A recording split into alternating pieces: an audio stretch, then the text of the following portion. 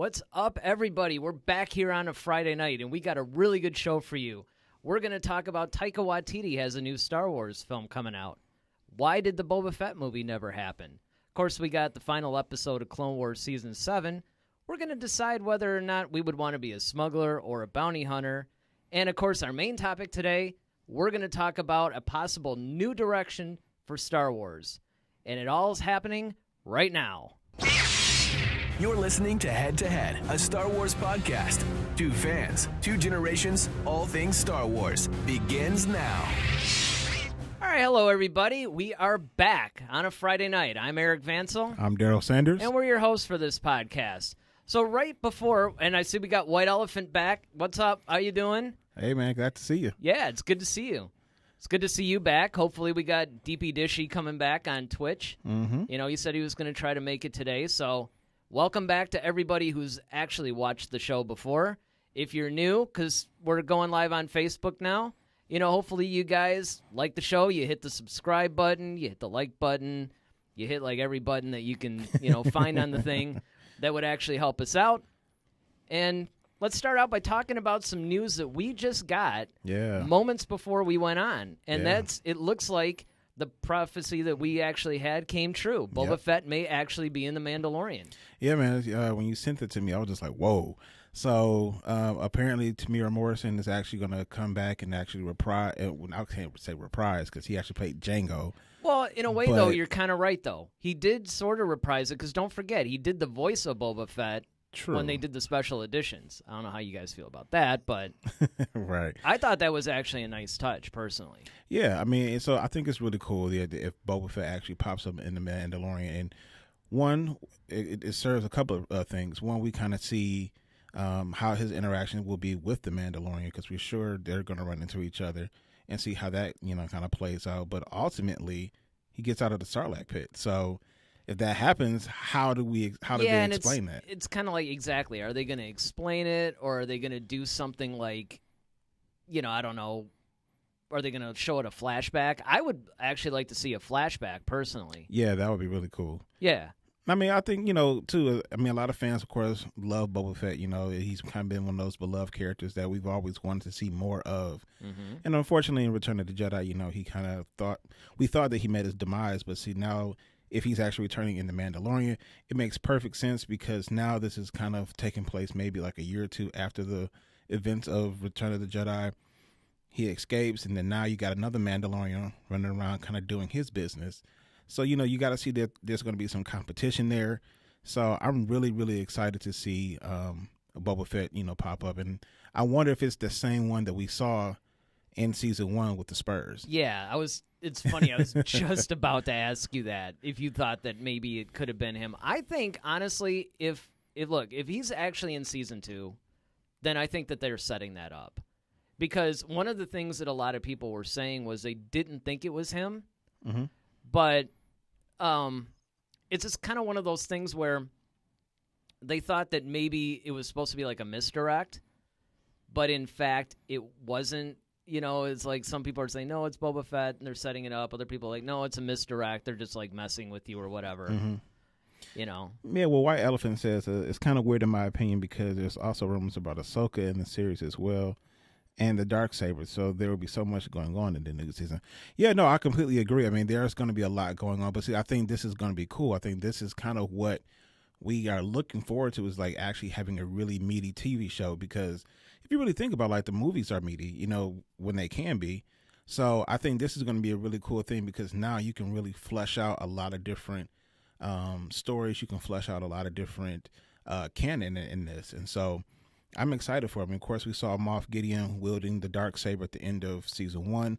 And that explains why Ahsoka will kind of be around because who's going to, you know, battle against that but somebody with the lightsaber. I think the White Elephant's right, though, because if you think about it, yes, they do have a lot of stuff in the films, but that's over like a 2.5 hour thing. I mean, you know, with The Mandalorian's like, what, 20 minutes or something? You know? Well, yeah, I mean, I don't think it's all going to happen in one day, but I think that's what I'm saying. I think it's going to be kind of fleshed out over the course of the season. And like I said, because the first season was such a big hit, who knows, we might actually get more episodes in this particular season, that we might get more than 10 episodes, and then they might actually make those episodes longer. Because you got to think about the first season.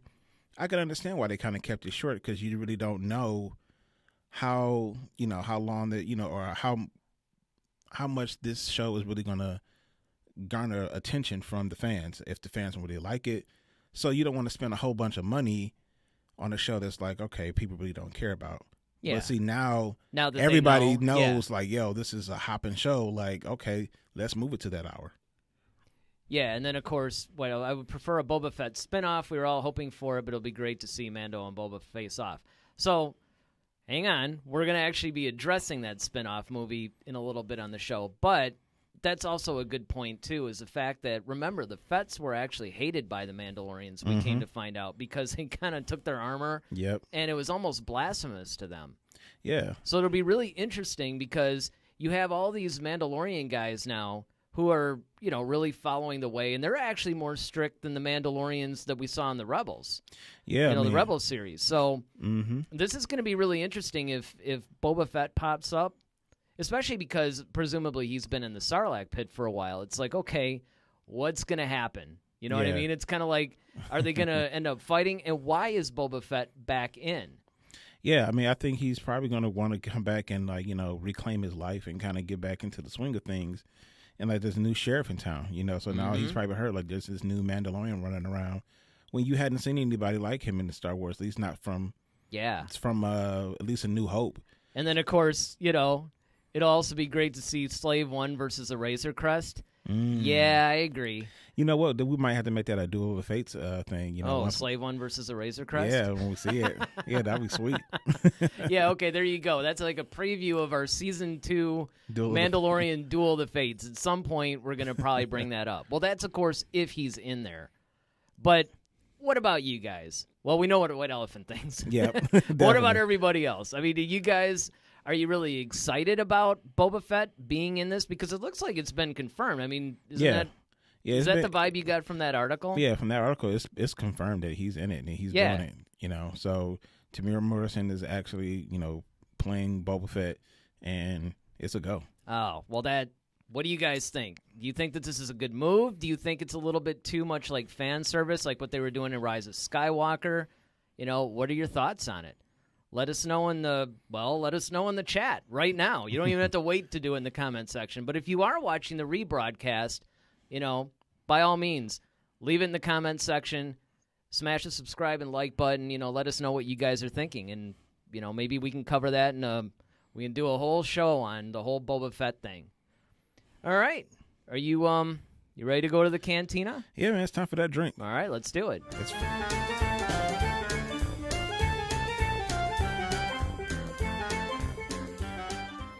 All right, what do we got first up? Well, it's Friday here on Hoth in Detroit because it's snowing, so I'm going to need me a drink to keep myself nice and warm and toasty, and we have some great conversations. I did have some coffee a little bit earlier, so you guys will have to excuse me if I'm a little caffeinated because, hey, I think we have some good information. Speaking of, you brought up Taika Waititi, and he's actually been confirmed to helm a new Star Wars movie, so...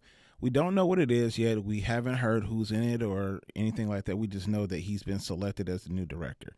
So I'm excited for it. I think he did an awesome job on the first he did an awesome job with Thor Ragnarok.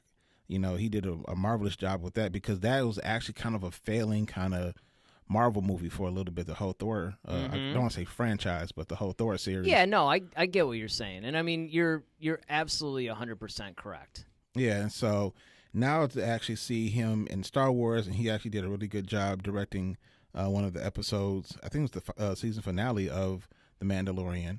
And so now he's actually, getting to go ahead to do his own film. Okay. So, that's going to be cool. I think he brings a lot of different things. We'll kind of talk about him a little bit later in the show, but he brings a different vibe to Star Wars but I think that it fits, though. I think he definitely has the Star Wars humor. Yeah, well, that's one of the strengths that I think is definitely going to come from this whole thing. Definitely. Is that, because that's one of the things, honestly, Thor Ragnarok was one of my favorite Yeah. of the Marvel movies. And it's because there's a really good balance of humor and action. You know, the humor wasn't overdone. Mm-hmm. And Marvel humor sometimes does tend to be a little bit overdone, let's face it. Yeah. But I thought that he actually had a really good balance of stuff that was truly funny, yet, it was serious when it needed to be, and he knew. And, of course, he directed the season finale, I think, of The Mandalorian. Yeah. And it was even in Thor Ragnarok, that line we always talk about with Loki. It's like, now you know how it feels. Yo, so, I mean, man, that's just still like one of the funniest like moments because it was so unexpected. The two things that I really loved about that, honestly, were that was one, and the other Loki one was when Doctor Strange had him falling, and he just came out and was like, I've been falling for like 20 minutes or something like that. I mean, it was just... Tom Hiddleston was just, to me, he was the most hilarious in that movie. And again, that's a credit to Taika Waititi's direction. Yeah, and just imagine what he could do in the whole Star Wars environment. Yeah, he's got tons of characters that he can play, and he's actually voiced IG-11's character in Mandalorian, so that's also cool too. Oh, that's right. Yep. Yeah, I kind of forgot about that. Yeah, that'll be well. And just to get off on this a little bit. Mm-hmm. I think that, again, I'm trying to remember what other movies... Oh, Jojo Rabbit. Jojo Rabbit, yep. Yeah, that was an awesome movie. That was really, really... That's one of his big ones he's really known. That and Thor. Yeah, and it was kind of quirky. Now, of course, we got White Elephant. Humor is good, but you need to keep the magic and seriousness and aesthetic that you exclusively feel watching Star Wars, and I think that this is where Taika Waititi shines. Yeah, now, you know what? I would have loved... And, this is almost like another Duel of the Fates thing, but like, would you have wanted to see him, or would you rather to have kept, what's his name? I can't think of his name right now. Well, they pretty much the director of Solo. What can I think of his? Ron Howard. Ron Howard. I'm not going to say the name. I thought. Wow, that's really. That'd be like, who's the guy? Harrison something? Well, I'm not going to say the name I thought, but it was another Ron. But anyway, let's move on. So the point is, though, I just really would love the type of humor that Waititi has. I think that would have worked well with Solo. Yeah, I mean, and that's the thing. I was actually a little bit fearful when Lord and Miller were first picked to do Solo. Right. Don't get me wrong. I love the Lego movies. I think a lot of the stuff that they do is really cool, but just the overall direction that they were starting to take that, I was a little nervous. I was thinking because Han Solo is one of my favorite characters of all time, and I just didn't want this to be a situation where, they kind of make it almost like National Lampoon's Star Wars. Star Wars or something. It's kind of like, no, you got to be, you got to treat this. Yeah, like White Elephant said, you kind of have to treat it like it has to feel like Star Wars. But you still can have the humor in it. Yeah. It just has to fit. It can't be forced. It just has to go with it. Right. And that's one of the things that I think is definitely something that he would do. I think that he'll keep that balance. I think that ultimately we would get a really good Star Wars film. Now, another thing you got to look at, though, is you got to figure out, well, what era would it be? Because that's going to... I can't even begin to imagine, what era...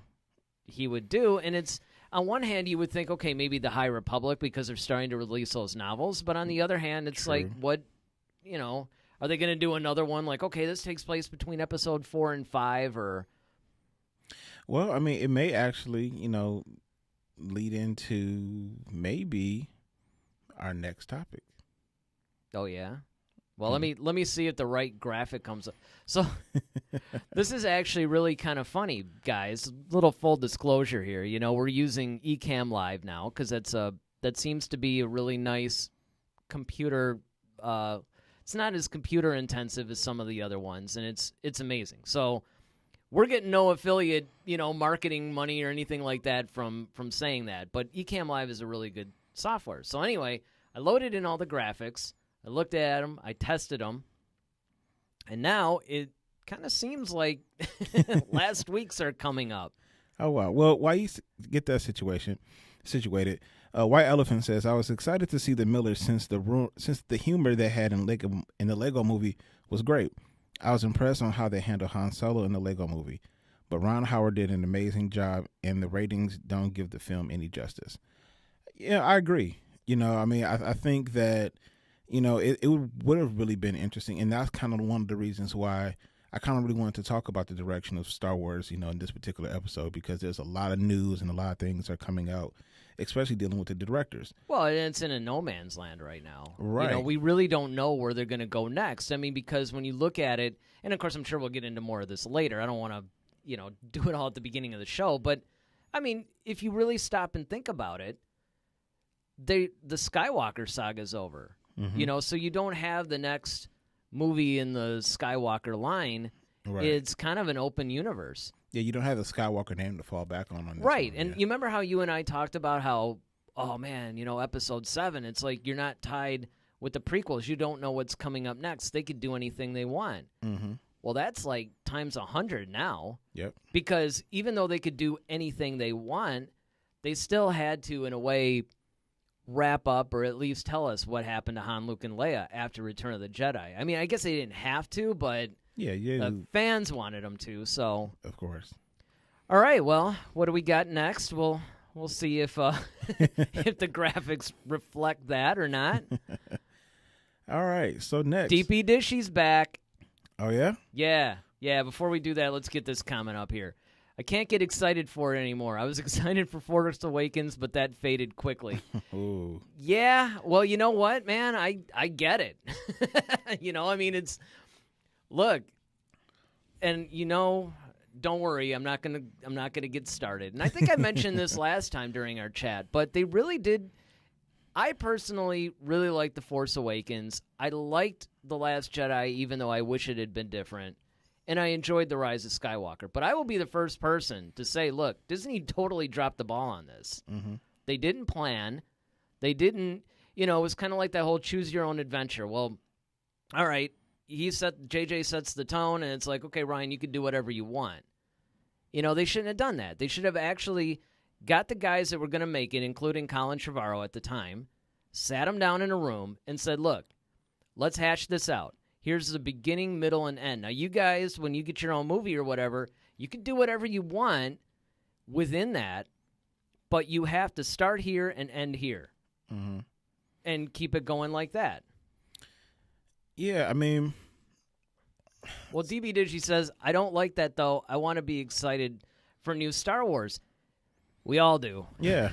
I think where we're going is pretty much... like I said, we'll get to that in a minute. But I really do think we may be in for something. You're just dying good. to get to our second Cantina topic, aren't you? No, I mean, well, yes, but. Well, don't worry. Like we said, you guys, this whole thing is like an open discussion, a free-for-all. We can go in any direction. It doesn't really matter.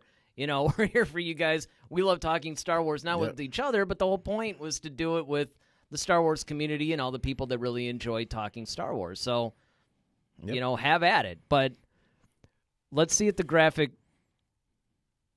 Nope. Unbelievable. I can't believe that it actually did that. It's always something. Always something. But what do we got next? So next we're talking about why the Boba Fett film actually didn't come to fruition. So Screen Rant actually kind of published this article about the Boba Fett movie, and there's the director who actually come out and he's talked a little bit about it. Unfortunately, he didn't go really into a whole lot of detail about it. Yeah, that was supposed to be Josh Trank, right? So Josh Trank was actually the one assigned to actually, direct the Boba Fett's Sounds solo like he film. was kind of burned a little bit. Yeah, it definitely does. And it's kind of roughly like, I think Rogue One had already happened, and I think that was like, okay, that was a success. And then now they were trying to like, all right, let's do Boba Fett, which would have been really good because the whole Fett clan and has its own history in the Mandalorians, and I think we could have gotten a whole lot. And even this was actually supposed to be fleshed out in the Clone Wars animated series too. That didn't happen either. Yeah, there was a couple of things that got cut out of that. Yeah. Namely, my whole Asajj Ventress Quinlan Voss thing that was done in Dark Disciple. Yeah. That was originally a Clone Wars script, and I really wish, I was so hoping when they announced Season 7 that we would get that. Yeah. Ah. But, yeah, Josh Trank, he was assigned to the project, and, I guess like maybe a year after he was assigned to it, he ended up quitting because he knew he was going to get fired from the actual project. Of course, Kathleen Kennedy and her strikes again. Dude, she's taking out more people than the Sith. Man, I'm telling you, like, I mean, it's forget the Jedi purge, it's like the director purge. Yeah, man. they should just give her a lightsaber or something. Because I swear, like and this is what irritates me so much. I mean, I hate to, keep getting on these tangents, but I mean, you can't help but look. It is what here's it is. somebody who keeps hiring all these directors. It's like, don't you vet them? Well, I mean, my thing is this: like, what's happening? Because see. To me, it just sounds like there's a conflict between directing and the writing. Yeah, I would agree with that. And so my whole thing is like, okay, maybe let's not have the directors take on the responsibility of writing and directing and just have a good writer or writers create the story and then, okay, hey, go direct it. Like, Lawrence Kasdan, okay, look, they write the story, and they kind of, write everything out, and they kind of like, all right. Oh, I totally agree. And let writers write and directors direct. Exactly. That's why you hire them. But when you're trying to get one person to do both jobs, it's like, I feel like sometimes it's going to suffer. Some people can do both. Well, George Lucas did both. And for A New Hope. Yeah, but he's not the best director, as we know. Yeah, but I mean, I'm just saying. Yeah, but that's a great point, though. It's like even the creator of this didn't do the best job. It wasn't until Empire, until everybody was like, whoa, this is, well, yeah, once he passed some of those responsibilities off. I know. He got a better film out of it. So it's just like, take your cue from George, people. Yeah. I mean, it's just like. No, I totally agree. Let's get to some of these comments again. So, White Elephant, I think it's fair to say that the Boba Fett movie isn't happening because they don't want to compete against itself with The Mandalorian. And absolutely. I think that his inclusion in The Mandalorian is pretty much as a result of not getting a Boba Fett movie. I mean, I honestly think that that's pretty much what they decided to do. Now, I could be wrong. They could have always, maybe one would have complemented the other. Maybe they would have set some stuff up in the movie and carried it off to the show. Yeah, to the show, because remember, they probably would have taken place at different times. Like, I'm sure the Boba Fett movie probably would have taken place, like, between episodes 3 and 4. Yeah. And then, of course, what Elephant also says, Kathleen Kennedy screwed up the Kenobi show. Yeah. That's another example.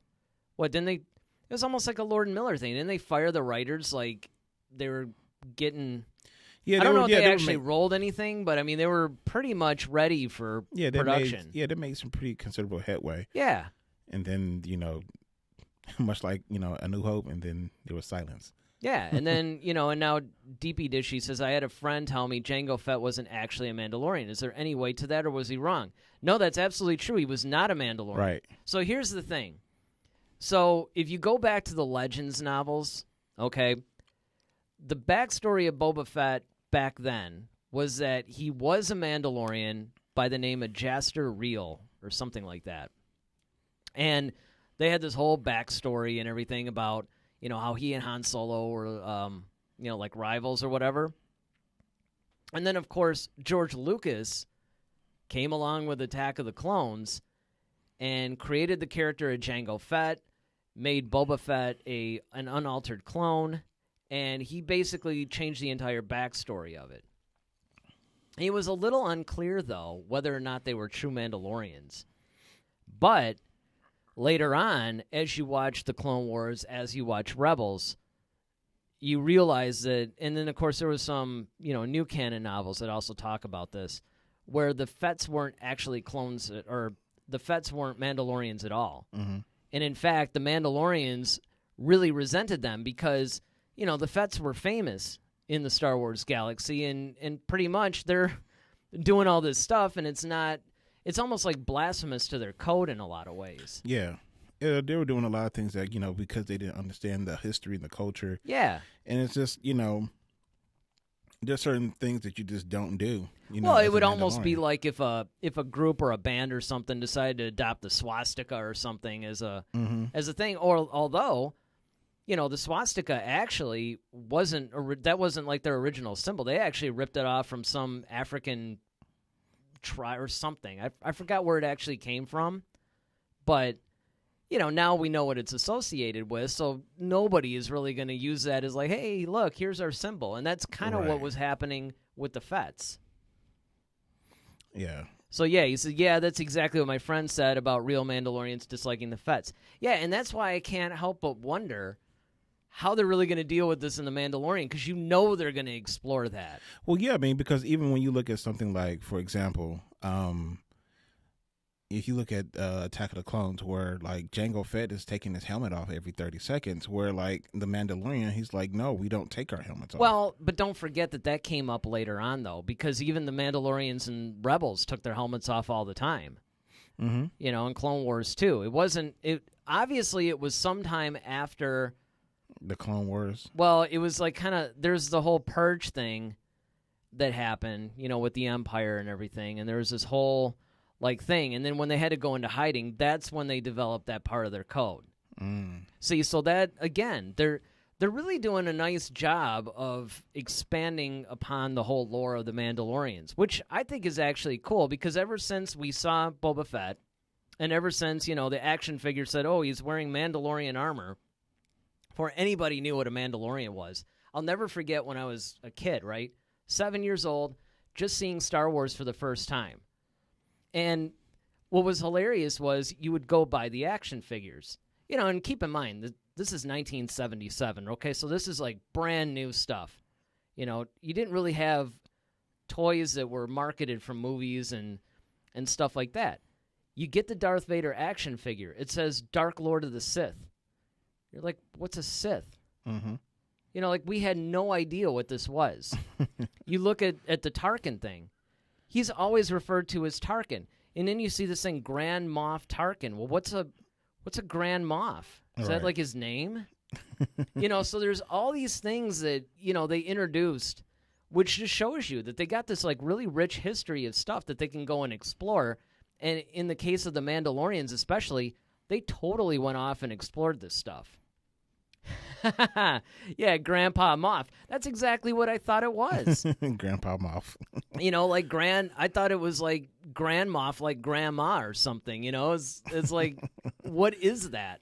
And what's funny is you never really hear anything. And then, of course, they later never on, refer to each other. They never refer to each other as that. And then, eventually you get some of this stuff going on. And then you find out there's Moffs, there's Grand Moffs, there's, governors, there's all these things. And you're like, where are they getting this from? Well, yeah, because the only thing you keep hearing is Admiral this, Admiral Piet, Admiral Oswald, Admiral this. They were going through Captain, the admirals like no tomorrow. Yeah, admirals and captains. That's pretty much all you heard. You find out that it's good to be a Moff, not so good to be an admiral in the Vader years. Yeah.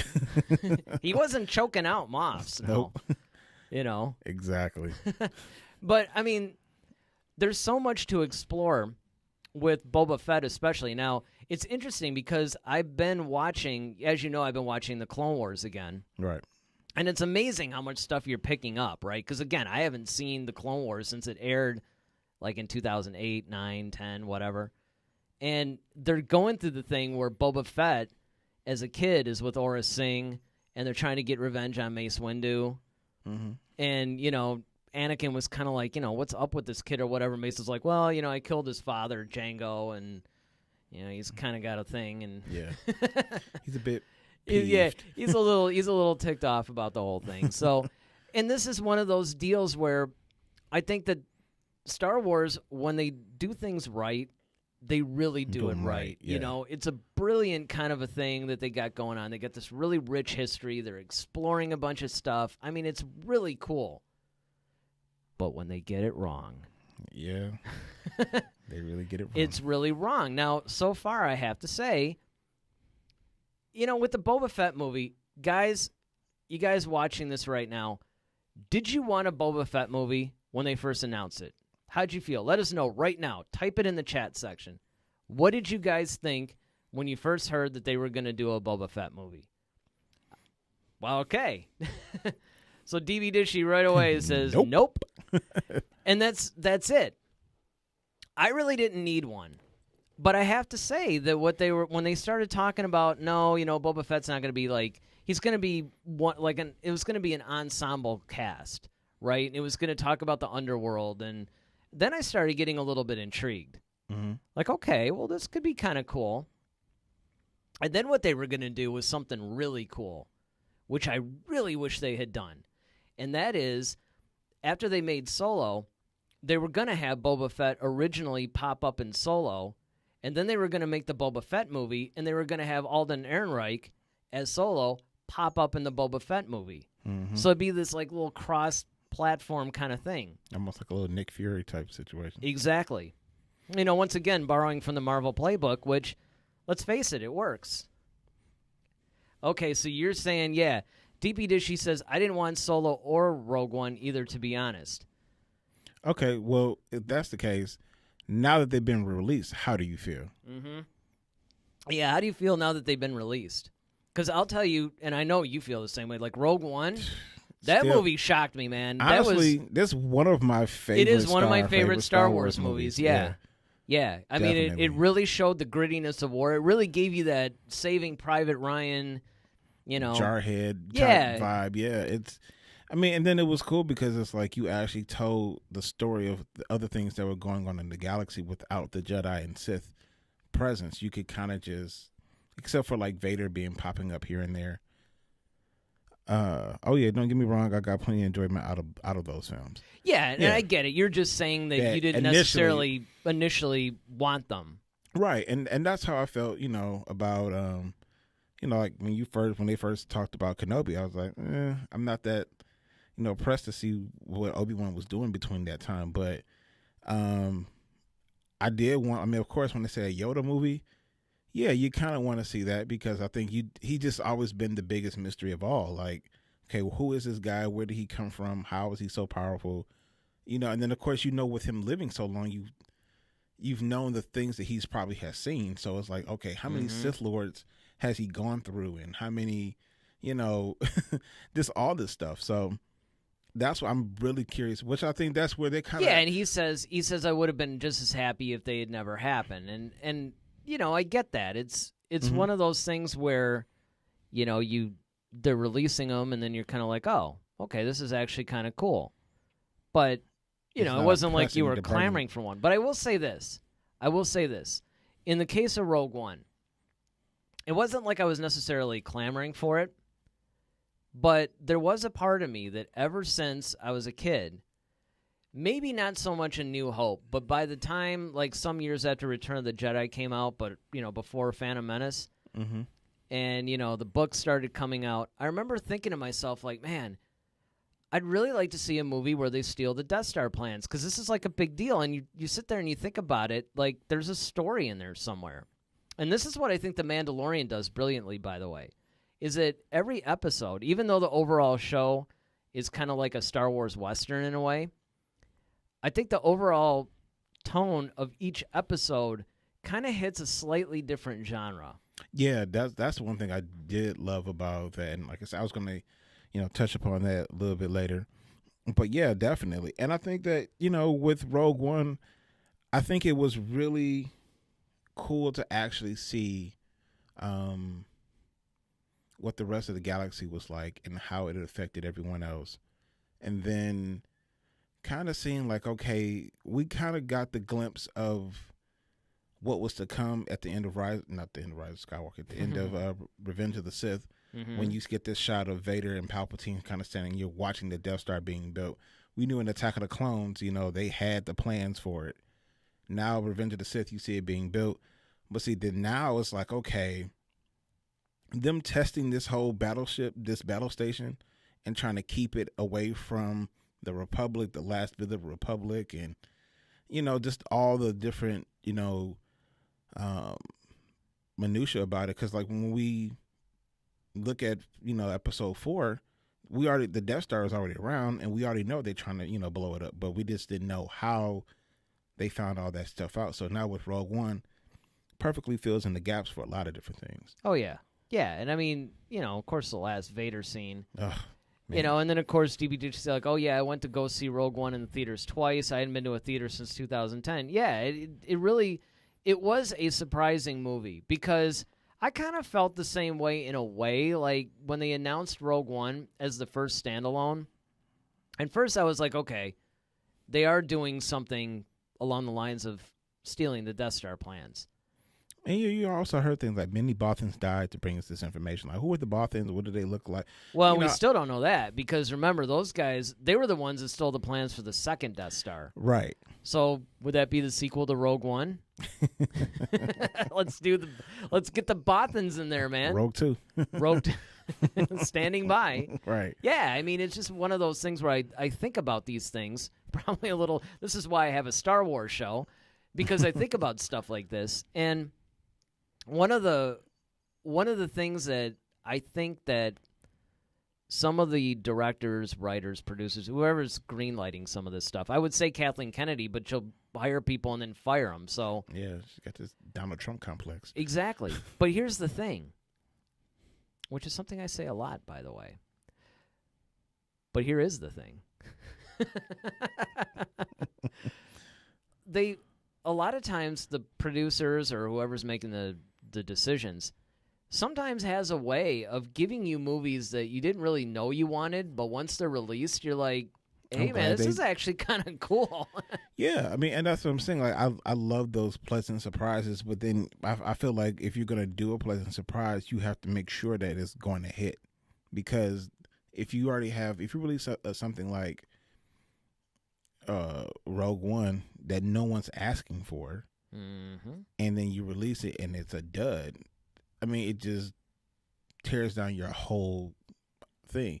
But the fact that it's like, okay, well, people are trying to figure out what this Rogue One thing is, and then of course people are going to see it and like, no, you got to go see Rogue One, especially wait to the very end. Like now, because I remember when we went to go see it and we're hearing kids talk about it, I was like, okay, they said something about Vader, but I didn't catch what it was. Well, and the funny thing about the Vader thing too is, remember, you and I were trying to, anticipate the scenes, because remember, they did show a couple extra scenes in the trailer. They did. That they did not have in the actual movie. Well, actually, there was that one trailer that was made up of like 90% of the trailer were scenes that weren't even in the movie. It's like, hey, I want to see that movie. Exactly.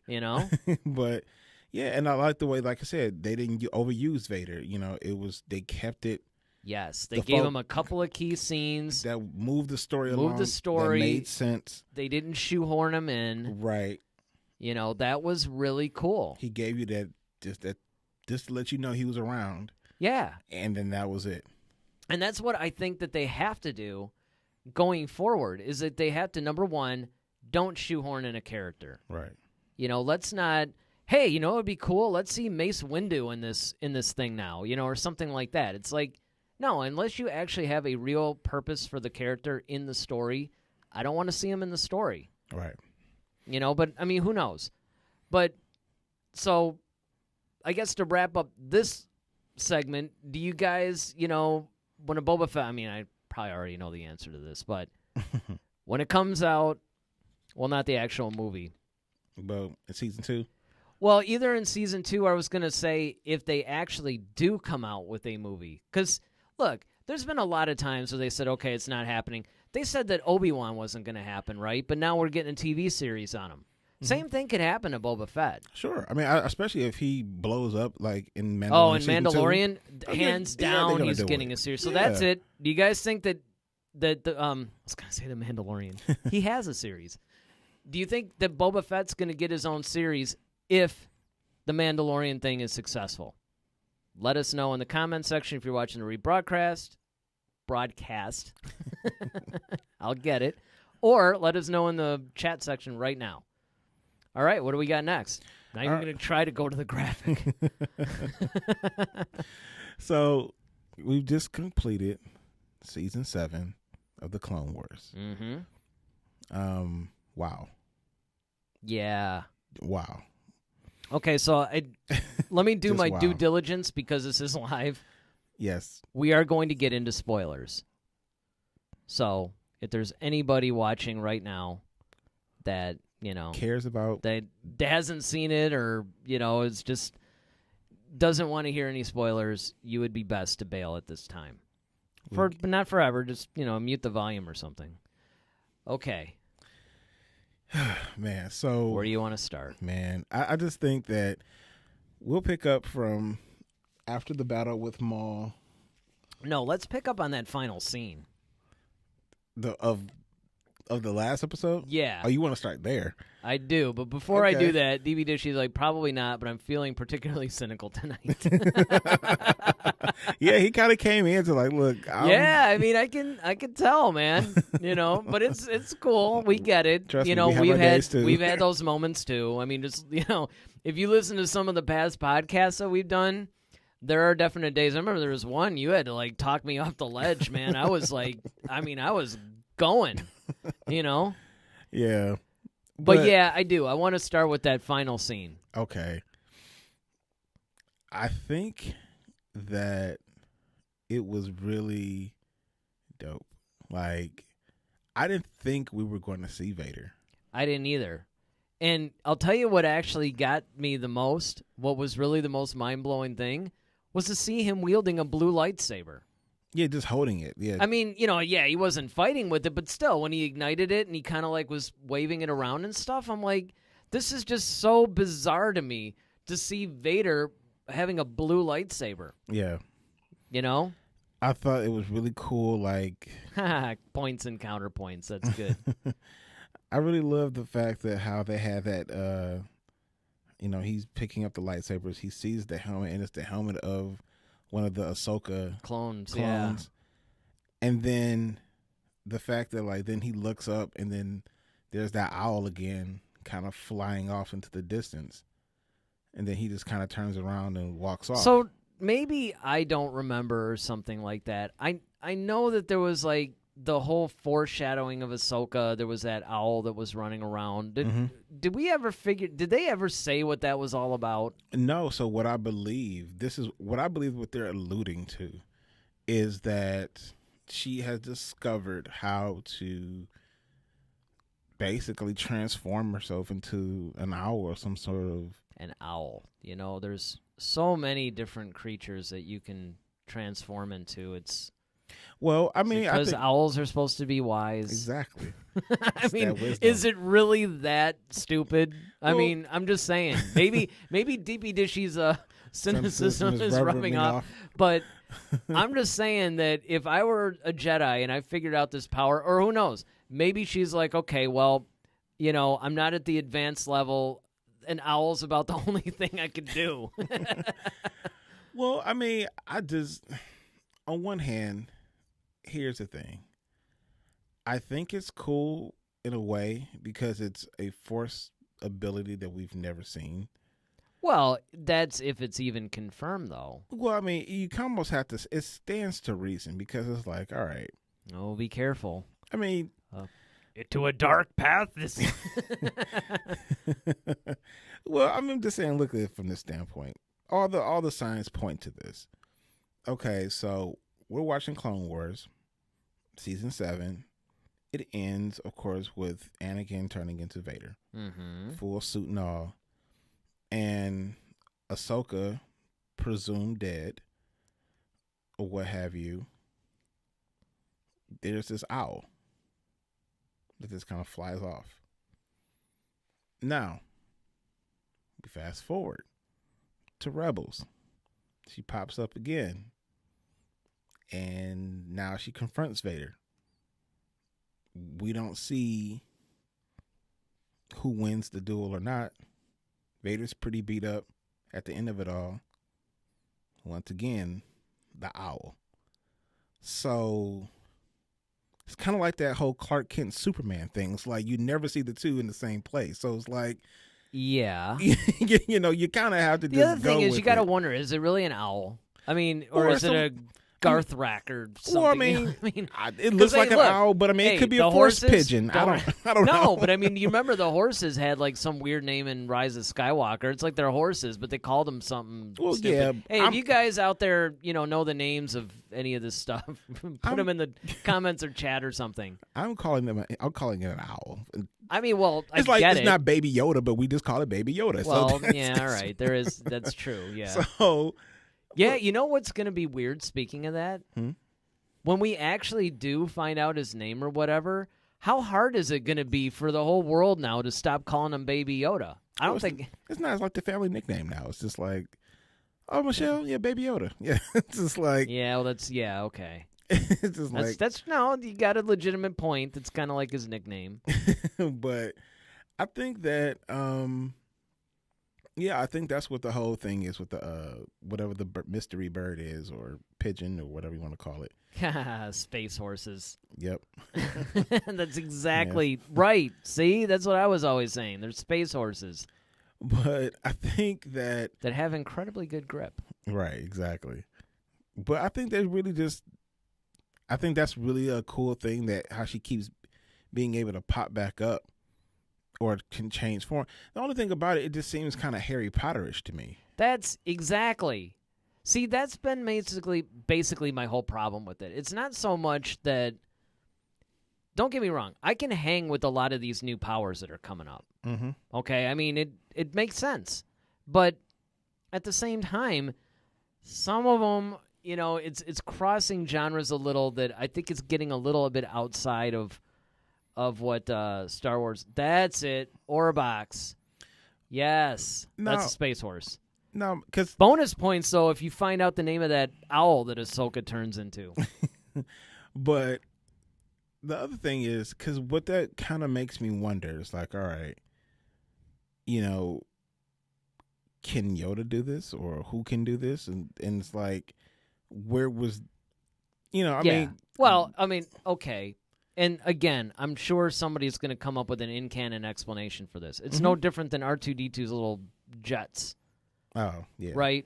Like, if you watch the prequel trilogy and then you start watching the Clone Wars cartoon series. Yeah, he's firing those things left and right. Dude, yeah. He's, like, got all this stuff. And you're like, okay, man, there's a lot of this stuff that would have come in real handy in episodes 4, 5, and 6. So what's up? I think he just ran out of fluids. It's probably short. Exactly. He could barely get any power or something like that. Well, no. You know what the in-canon explanation was? They were damaged? Yeah. Of course. Yeah, they were damaged. It's like, dude, okay, I could hang with that, all right? I could normally hang with that, except for the fact that when he was basically just completely blown up and destroyed at the end of A New Hope, and they rebuilt him. Now, granted, somebody can say, well, they rebuilt him without the jetpacks, or jet whatever. Mm-hmm. Yeah. Okay, I got no clue about the owl. I didn't see the finale of Clone Wars. Did you see Rebels? I don't remember. I don't think I think we covered that last week. I don't think you saw Rebels because you weren't worried about spoilers. Yeah, spoilers. Yeah. That's where you really start to see this whole owl thing pop up. But see, like she didn't do it in any time in the Clone Wars, right? That was a Rebels thing, wasn't it? Well, unless you count the last episode. Well, I mean, but yeah. outside but of that, no. Chronologically, though, the last episode came out after Rebels, so. True. But, I think that, because I remember we were thinking about those, the little glass dogs from Last Jedi. Like those white wolves or something. Those, yeah. Like and then that was the thing. Crystal wolves or something. Yeah, that's another one. I forgot what those were called. You also had Ezra talking to those wolves in Well, don't Rebels, forget the space whales. Space whales. You had, but I mean, like, I think the space whales, though, they were just regular creatures. Yeah, but communication with animals, that's different. No, that's fine. What I'm saying is, though, like, those wolves, though, kind of had, like, a real kind of, like, force thing, though, with them. It wasn't just, like, they just happened. No, they were, like, almost like guardians over Ezra, in a way. Yeah. So that's what I'm saying. Like, I think they're trying to kind of show that there's some other things. And I mean, but quite frankly, we didn't never heard of a Bendu until Rebels either. So I mean, who's to say? I mean, well, and again, we've often said that the Star Wars universe is vast and everything. I mean, they're not going to cram everything into 4, 5, and 6. Okay, so DVD, she's like, you know what? I think jetpacks are cool, and they were probably really difficult to do with 70s and 80s effects. Except for Johnny Sacco and his flying robot in Ultraman. But, hey, actually, though, it's true. And he also says he can live with that. And, yeah, but the problem is, and this is what happens when you have a franchise that goes, for 40 years or something, is the fact that, he was limited by what he can do, especially with A New Hope. Well, that's why he started with 4, 5, and 6 anyway. Sure, because they would be the easiest ones. I mean, it would be a little tough to pull off 1, 2, and 3 back then. Exactly. So, the other problem, though, which, of course, he got a lot of criticism for, is that he went a little overboard, with 1, 2, and 3. Like, it would have been nice if it had a little bit more of a practical feel. Definitely. And I think that it would have eased the transition from the prequels to the original trilogy. Now, I will say this. There is an in-canon explanation for that, too. And that's in the era of the Republic, everything was new and shiny and whatever. But by the time the Empire hit and it's war-torn and all this, that's why you get everything kind of looking a little bit dingy and lived in and, right. All that good stuff. But, yeah, I think that, the Clone Wars, I think the way it ended was awesome. That's what we were talking about. The whole, the whole concept of, okay, Ahsoka pretty much freed Maul pretty much because she realized that, the clones were turning against her. She didn't know why. Rex, was kind of fighting it off. And, so they were trying to perform this whole surgical thing on Rex, and then Rex ended up just beating it himself. So yeah, so these are like the last 2 episodes basically, and I mean, what a way to end it. And I think that was it last week that you asked me if I thought the Bad Batch thing was like a waste or something, or did you send that to me in a text? No, that was actually on the show. Yeah, I asked you if All there was like, did you think the Bad Batch were like? In other words, do you think they should have just started with the Ahsoka story and just kept going, or do we need that Bad Batch story? I think for in the a first, way, because we had like 3 or 4 episodes. Yeah, it went on for a little bit. Yeah, and I mean, I think that and I go back and forth because on one hand, and I think I brought this up last time too, is that in the Clone Wars they kind of gave you the origins of Bad Batch, and they touched on some of the themes. So I think I think it was a good way to kind of slide in a little bit, because let's not forget that Clone Wars hasn't been on for 4 or 5 years, right? Because I think 2012 or 13 or something is when they actually released season 6, which was essentially a composite of all the unfinished episodes. So I think that they needed to get everybody back in that world, and I thought that the Bad Batch story arc was a good way of doing it. And of course, DB Dishy says, George Lucas's famous quote, "I may have gone too far in a few places." And that's, yeah, I mean, he basically knows. But I think that when George created the Clone Wars and then brought Dave Filoni on to, help him out, and it was a transition where he started to oversee it, and certainly season 7 is all him, even though, George, I think, had some input to it. I think that it was done well. The only thing is, though, most of the Clone Wars seasons were like 22 episodes or something. I see no reason why he couldn't have just done that for this. Because, there were enough stories. Oh, definitely. And there were enough really good stories, too. It wasn't just, filler or anything like that. I mean, there was some really, really good stuff that he could have done. I don't know why exactly they did it with 12, but... Well, DP Dishy says, I watched the original Clone Wars TV show back in the day. The one that came before the CW TV show. Oh, yeah. Yeah. Much more cartoony. Oh, yes. that was that Japanese one. Yeah. When that they're was bouncing off through the trees and like... Or when...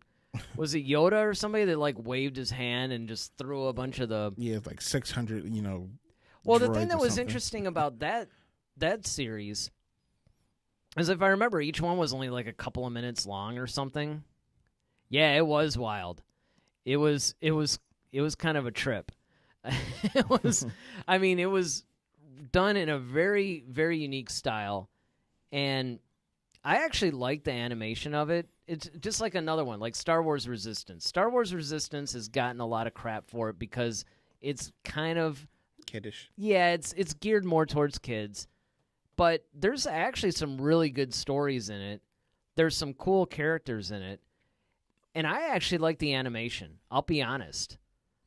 I know it's a little 2D, 70s Scooby-Doo cartoon or whatever, but I like it. Oh, Seth Green. Every time I think of Seth Green, though, I think of Robot Chicken stuff. Oh, right. No, Resistance actually came out. 2018? Yeah, I think so. Because they had 2 seasons. Yeah. They only had 2 seasons of the show. You did actually have people like Poe and stuff in there. I mean, one of the most interesting things about Star Wars Resistance was when it was juxtaposed against the First Order. So one of the characters in there actually got to see Hux's big speech on television, basically.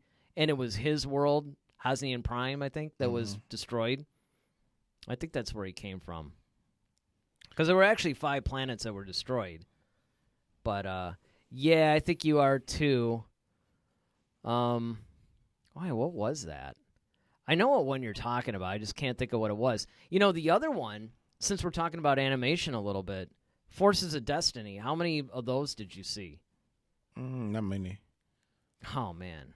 Those were cool. Okay. It's kind of like how the old Clone Wars thing that DP Dishy's talking about, where it was only 2-3 minutes long or something. But they did little canon things in there.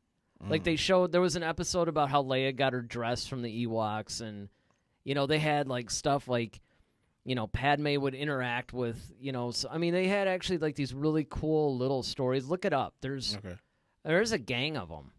Okay. Actually, there's quite a few of them. But they're only these little bite-sized chunks. But of course we can't talk about it without talking about the brilliant Robot Chicken stuff.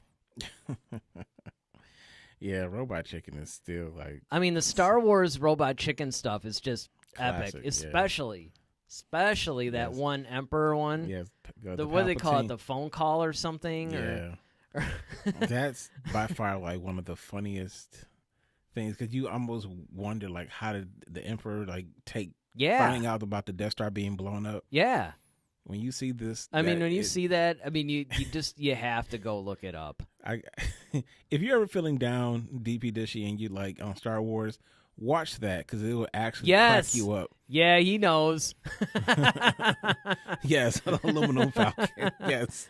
Yeah, he knows. Yep. Yeah, man, that is that is some of the best. And the guy that is actually playing the Emperor in that is just so spot on. That's how you could imagine he would be frustrated behind the scenes. Yeah. Every time, or one what was that other one where he was trying to do the whole throne room thing, and there were people doing construction in the next thing, and he was trying to get them to stop. Yeah, it was priceless. Or when they were in that cafeteria line. Mm-hmm. Yeah, there's just so many great moments from Robot Chicken, and I really wish they had done more sequel trilogy stuff. Yeah. They only did one, I think. I gotta do. I might actually go home and check to see if there's some more out. Yeah, that's true, because a lot of times they just pop up. And of course, is it Seth MacFarlane that does that? Okay. Yeah, because, it's just, and I could, I could hear that. Mm-hmm. Now that I'm thinking about it, I could actually hear that that's him. Yep. But he just does such an amazing job as the Emperor, I think. Well, he's a huge Star Wars fan anyway. So. Yeah. And of course, all the stuff he did with Family Guy with this, and you got Blue Harvest, something Dark Side, and I keep forgetting what the third one was. The Return of the Jedi knockoff. Yes, that's it. Yep. But Blue Harvest to me is still the funniest of all of them. Yeah, that's still the best one. I'm taking the couch. I wouldn't be doing my job if I didn't. Exactly. Yeah. All right, but what do you guys? Do you have anything else you want to say about the Clone Wars? Watch it.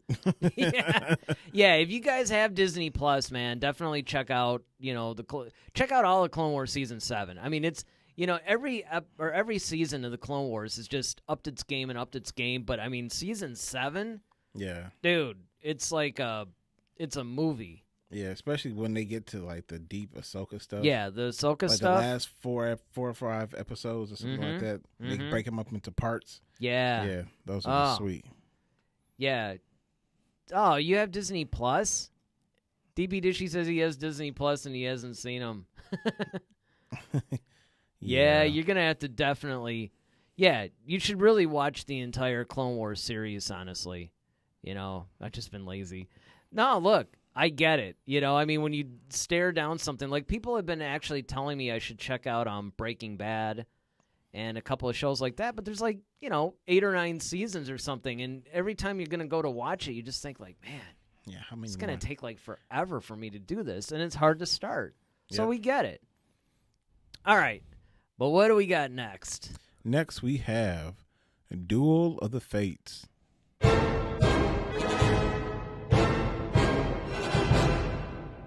All right, what do we got on Duel of the Fates this week? All right, man. So this week I'm going to ask you the question. Uh-oh. Yeah, get ready. All right. If you had to choose one of these professions, I should say, as a character, would you rather be a smuggler or a bounty hunter? Okay, now, you know how I always... You got to get your clarity. You're just like, here we go. It's like, can't you just answer the question? Just clear your mind once. before we even get to it. I know I can imagine what you're thinking when you're just like, dude, just once I would like you to go. Well, you know what? I have done that before. You though. have. I have. But, well, DB Dishy already, he's just like, you know what? If you guys aren't going to go, I'm going to go. So he's saying bounty hunter. You know what? I got to agree. I have to agree, bounty hunter. Yeah, I mean, we're talking about what I would want to be. Mm-hmm. Yeah. He says it is simple and to the point, and absolutely. I mean, I will say that being a smuggler, first of all, with my anxiety issues, I don't think being a smuggler would be a good idea. I'd be freaked out constantly. But I think you would like the challenge of me knowing you the way that I do. I think you would make a good smuggler because you will always kind of find ways. Well, I mean, if we're talking about reality, I'd probably make a lot better smuggler than bounty hunter. I've let myself get pretty out of shape, man. I mean, I think my bounty hunting days would be numbered. It's like I'd probably go out on my first mission or something and then be instantly killed, just killed. Right out the bat. I would just get my really cool armor and everything and. I'm all cool, and I got, my whole look going, and I'm like, yeah, this is great. And then I go out, and I get popped, immediately. And it probably wouldn't even be by the target either. It'd probably be, I was breaking in somewhere or whatever, and, I just get hit by that guy. But, yeah, I think... You're going to go smuggler, aren't you? I actually would have thought you would go bounty hunter, Well, actually. I mean, you know me. I'm going to go bounty hunter, but I was just trying to... for the sake of the argument. Yeah, you were just trying to... Exactly. DP Dishy's like, friendly fire would be the worst. That would be me. That would be totally me. I'd be the guy that would just, or my gun would discharge or something and, shoot me in the face or whatever. Well, it's funny because, I mean, that's just who I am. It's funny because before my accident, one of my friends, actually a few of my friends, even before and even during my recovery from my accident, they've been asking me to do the whole bounty hunter thing because they're actually doing it now. So they're like, "Hey, man, you'd be cool with this." So I think I would definitely probably do the bounty hunter thing, but I think smuggler would also be kind of cool too, just simply because it'd be intriguing. Yeah, it's a matter of okay, how can you outsmart, basically the government and the law, really. I mean, it's almost in a weird way, kind of being like a hacker and, a drug runner at the same time. Okay, so this is going to kind of tie into our previous segment about the Clone Wars. Okay. One of the things that I sort of thought was cool was that one episode where, oh, man, dude, my memory is like nothing these days. The 2 girls that were hanging out with Ahsoka. Mm-hmm. I can see you're not volunteering their names either. Oh, that's what you were looking for. Oh. You're just kind of like, I know what you're talking about. Yeah, that's why my bad. Yeah, man, I was looking for a little bit of assistance, especially since you have a computer and all. Well, you do too, but yeah, that's besides the point. I'm running the show, though. My computer is, indisposed at the moment. In fact, my computer is about to put up another comment from DP Dishy here. He says, I think being a smuggler sounds safer in a certain point of view. Oh, okay. See what you did there. Bounty hunters have targets from more groups, I think. And, yeah, absolutely. Absolutely. As a smuggler, okay, as a smuggler, you're going to probably, like, if there's a rival gang or something, like you're smuggling for one group and another organization decides, you know what, you got to go. There's that. And then, of course, you're also running from the law. Bounty hunter, absolutely. You have to figure that, you know, you're constantly having to look over your shoulder because, for one thing, you have the target that probably, if it knows it's being hunted, they're going to want to kill you. Then you also have rival bounty hunters that may be going after the same target as you. So you got a bunch of them. So you got those names for me? Yeah, Rafa and Trace. Yes, that's it. See? But I think... Now, my point about your that point, one... Go ahead. Well, I just wanted to make it before I forget it. Because, you know, yes. I'm getting up there. So, pretty much one of my favorite episodes was that one where they were running the spice for... The Pikes? Thank you. Oh, man, this is crazy. Yes, get all your Star Wars news from us. We can't even remember, like, main things. But, yeah, the Pikes. And the Pikes actually popped up in the Clone Wars. Yeah, I mean, a couple of times. I knew I recognized them. Yeah, I mean, but I think, like, you know, and that's the cool thing, too, because it took me the longest time because I'm like, okay, what is this whole thing on spice? I didn't know, like, spice was basically, like, Star Wars code for drugs. Oh, yeah. So I'm just like, oh, okay. Well, that makes sense. Yeah, in fact, that was, like, you know, when Poe admitted that he was a spice runner, and, you know, Finn was all like, wait, you know, and then, like, yeah, look, and then, of course, Jabba was famous for running spice. I can understand, though, because you would actually have to read a lot of the novels. And they also made it seem like spice was, and they said spice was used for so many different things. I know. You're thinking like actual spice. Well, yeah, because, you know, there's certain things, like on certain planets, like, okay, you know, you may not be able to find everywhere. So it's like a rare thing that you could use for a multitude of things. It's like turmeric or something. So it's like, all right, cool. I could see how that could be a hot commodity. Somewhere there's like a Star Wars version of the cinnamon challenge. But I don't think it's that kind of spice. No, I don't believe so. But, yeah, I mean, like, I think ultimately I would be a bounty hunter just simply because, I mean, it's part of, like, my skill set anyway, in a way. But I think being a smuggler would be fun. But I think it would fit more you just simply because, one, Han being, like, your favorite character of all time. And being able to kind of, like, manipulate people, you know, it's kind of like you kind of have that ability where you could kind of like convince people like, oh yeah, that sounds like a good idea, and then there's a definite I mean, there's two sides. There's the bounty hunter side of my personality, and then there's a smuggler side of my personality. And you know, yeah, I could definitely see a world where I would be a smuggler, and honestly, you know, it would probably be more like real life that's where I would probably drift toward. But, you know, the bounty hunter thing is pretty cool too. Yeah, bounty hunter is very direct. It's just like, okay, you know, here's your target, go get them. A lot of times they work with law enforcement. I don't care. Well, at least on Earth. I mean, in you don't really get that in Star Wars too much, but I think that I could be wrong. Well, I mean, they were like... I thought there were bounty hunters that were actually working for... Well, yeah, I mean, because, technically the Empire was the government, and when they commissioned, you know, all those bounty hunters to go find... Yeah, no, that's true. You know, but I think that... But, you know, Jabba also employed bounty hunters, too.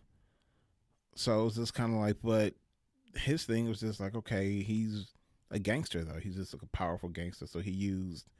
It's no different than when mobs use police officers to kind of do their dirty work for them. Yeah. So, yeah. I mean, I could see that. But yeah, I think ultimately I probably will be a bounty hunter.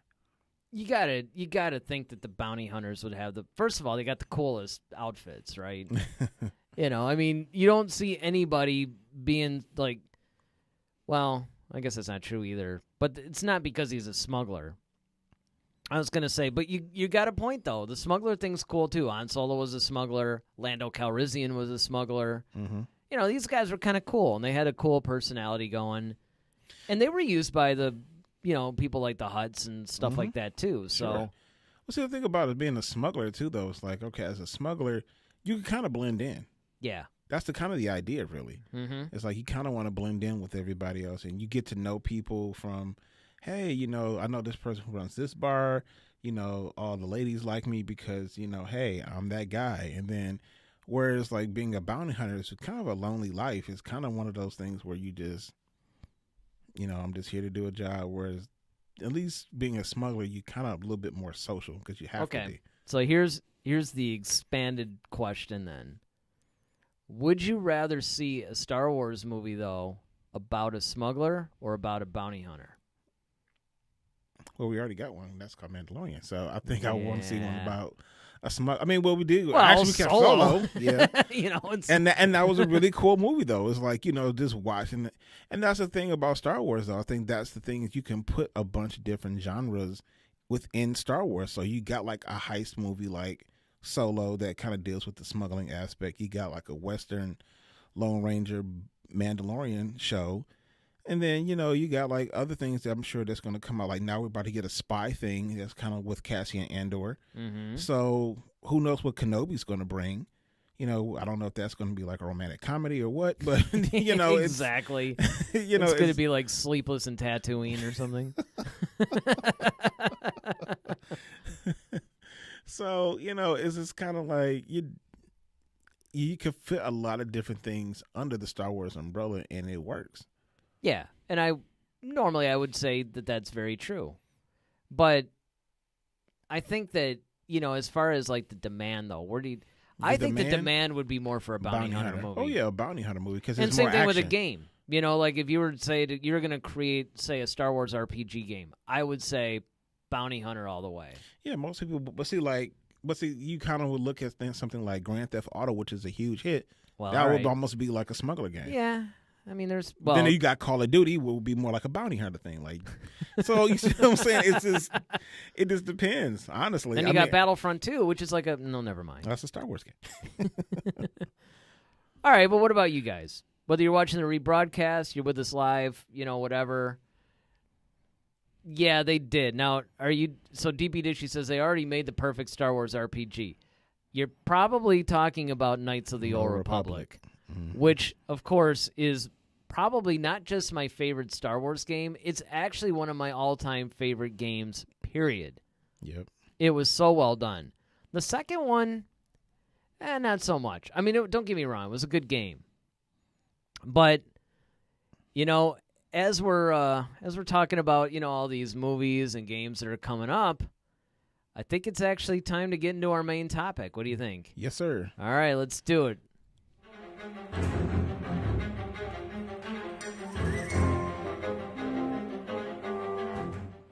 All right. We are back with our main topic. That's right. This is the one that we actually titled the show off of. Yep. So if you guys are like, okay, when are they getting, to the actual, title of the thing? If you tuned in for this, well, here we are, like an hour later. Yep. And so it is. All right. So this week, we're pretty much talking about Star Wars, its new direction with its new directors. All right. So, first of all, happy belated May the 4th. And yeah, also to you as well. And yeah, that's a good point, actually. Yeah. So I didn't address that earlier. Yeah, May the 4th was cool, man. May the 4th, they actually released a lot of stuff. Yeah, they released a lot of information. And so one of the things they released, of course, was the final episode of The Clone Wars, right, to which we aforementioned. And also now we have this other show that's kind of a docuseries that they have on Disney Plus. So for those of you who have Disney Plus, you probably should check this out. DB Dishy. Yep.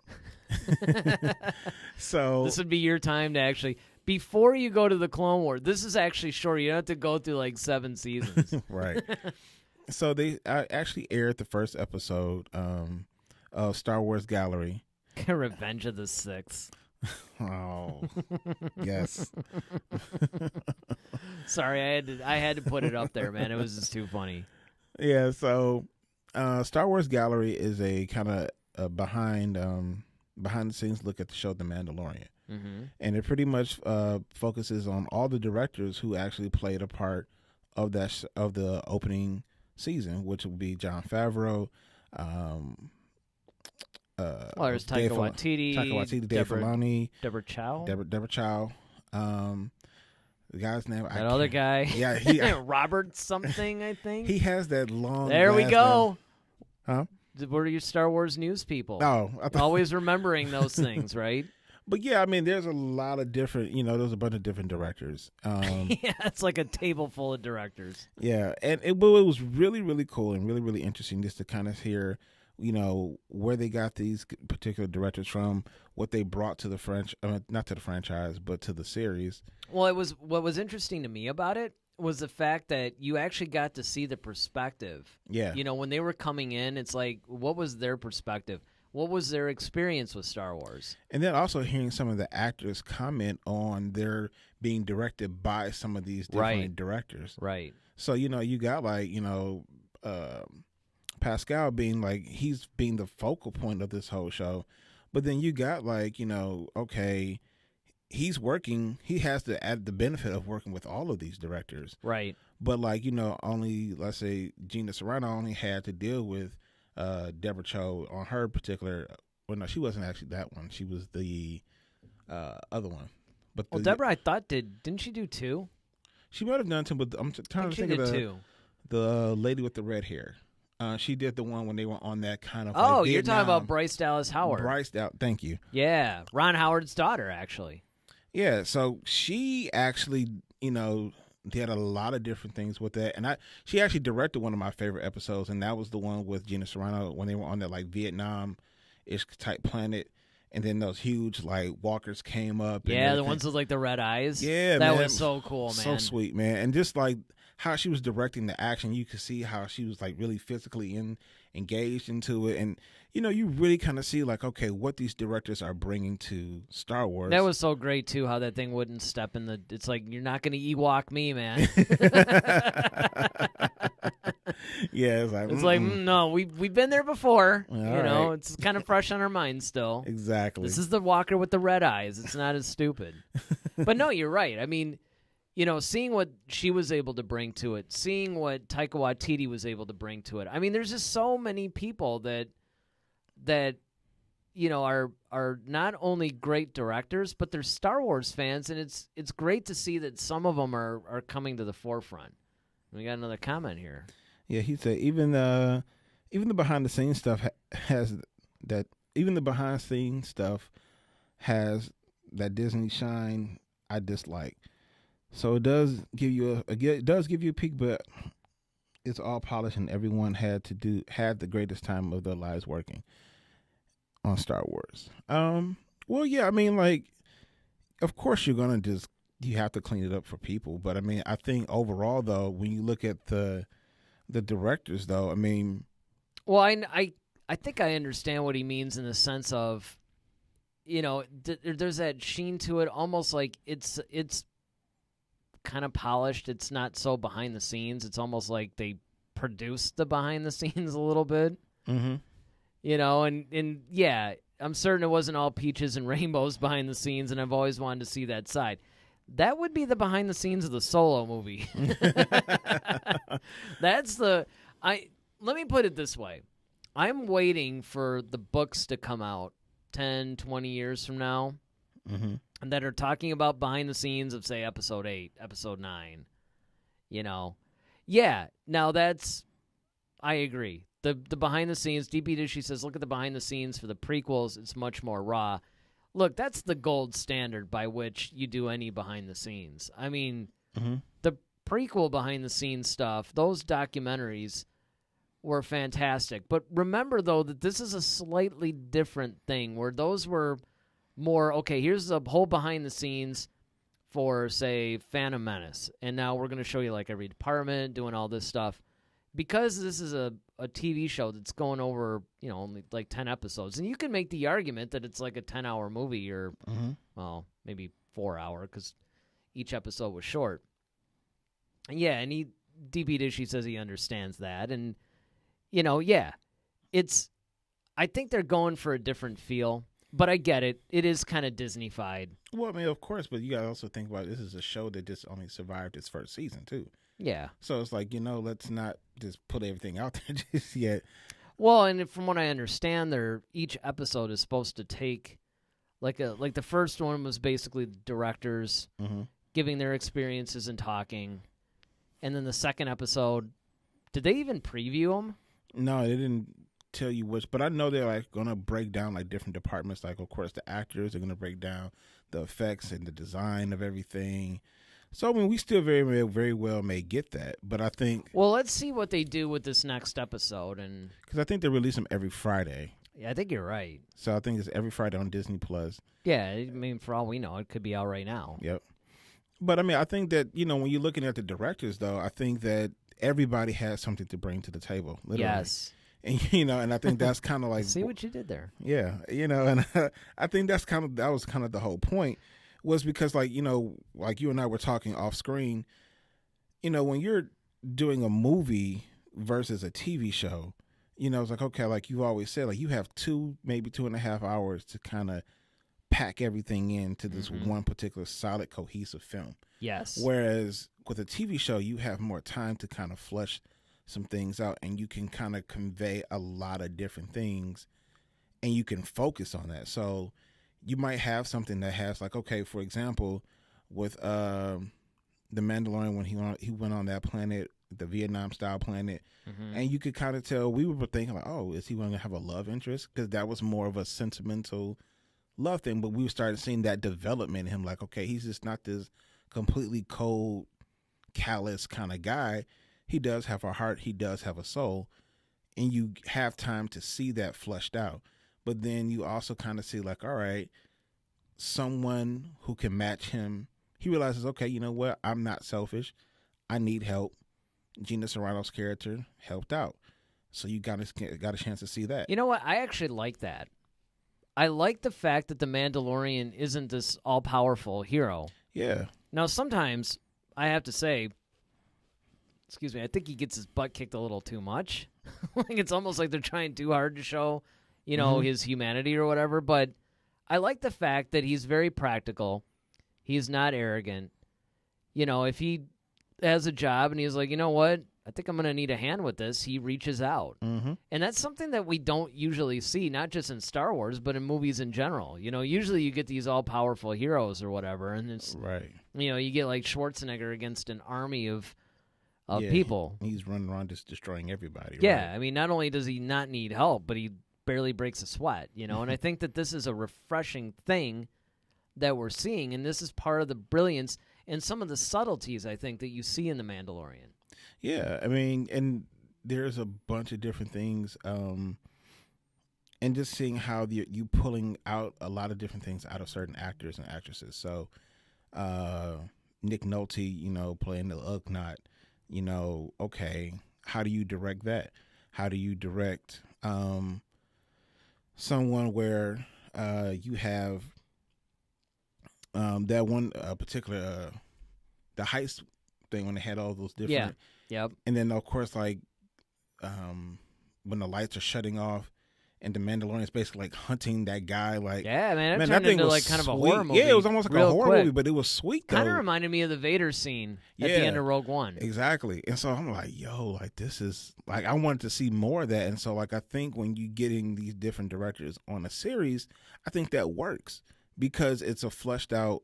Well, I like the fact that he's faceted, right? There's some times where he's very much the butt kicker. True. And then there's other times where he's very much getting his butt kicked. And then there's other times where he splits the difference, where it's like, okay, I think I can handle this, but I actually need, you know, another great example of what you're talking about as far as, okay, he's showing how strong he is or whatever, is when he goes in and saves Baby Yoda. And he just stormed that place, man. He's just like taking out stormtroopers right and left. Not that that's that tough, but you know. Yeah, well, this like the little weapons he has. I mean, he's kind of like Iron Man a little bit because he's got the little. You know, it's funny because I watched an episode with my dad or something, you know, and it just dawned on me. I'm like, he kind of likes that flamethrower. You can almost guarantee he's going to bust out the flamethrower at any given time. Oh, I love when he does it. I mean, I love the and I think the directors know that, and that's why okay, get the flamethrower back out. But I'm just saying, like, kind of in an in-universe thing, he really likes that weapon. Yeah, I mean, that's why I like it when it fails. Like he tries to use it. He looks at it like, oh. But see, that's the thing. I love the fact that his gear is flawed. Sometimes it's not always just, you know, perfect, and so he kind of has to rely on his wits or being cunning to kind of get out of situations.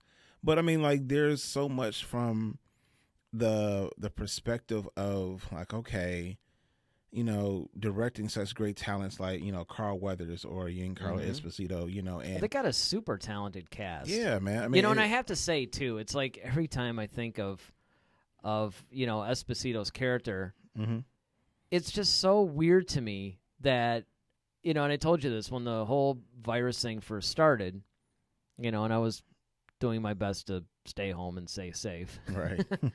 You almost need a Mandalorian mask to yeah, walk around right? now. Yeah, exactly.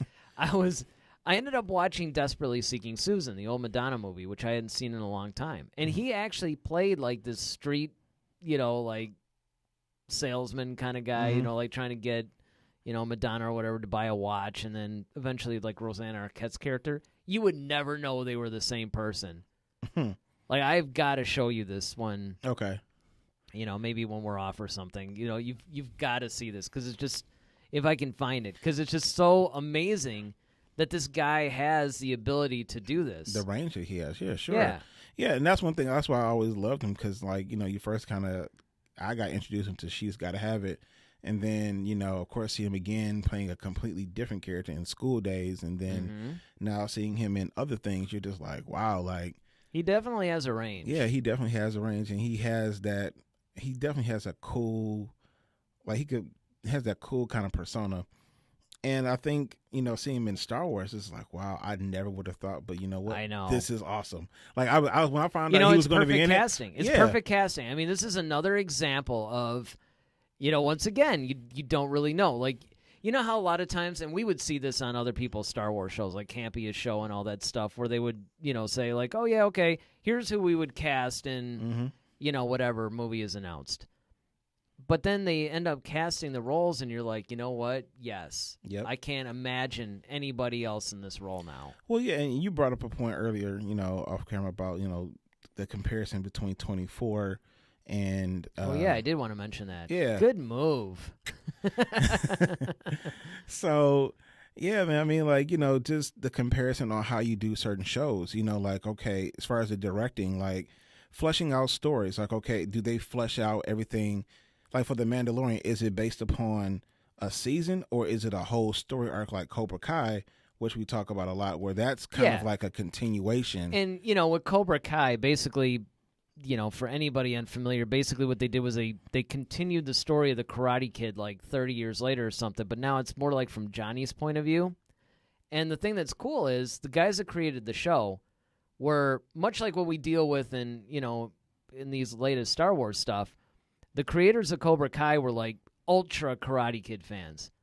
And so they really want to do the show justice. And so what they did was they imagined, I don't remember how many seasons they actually said, like maybe five or something. I think, yeah. Yeah. That they actually fleshed out a story. Now, they didn't even know if they would get past season 1.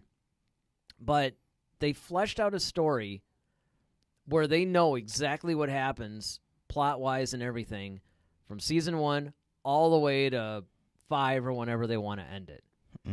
And the, you know, obvious thing is, are they going to get greenlit? Are they going to be able to actually, you know, have these things?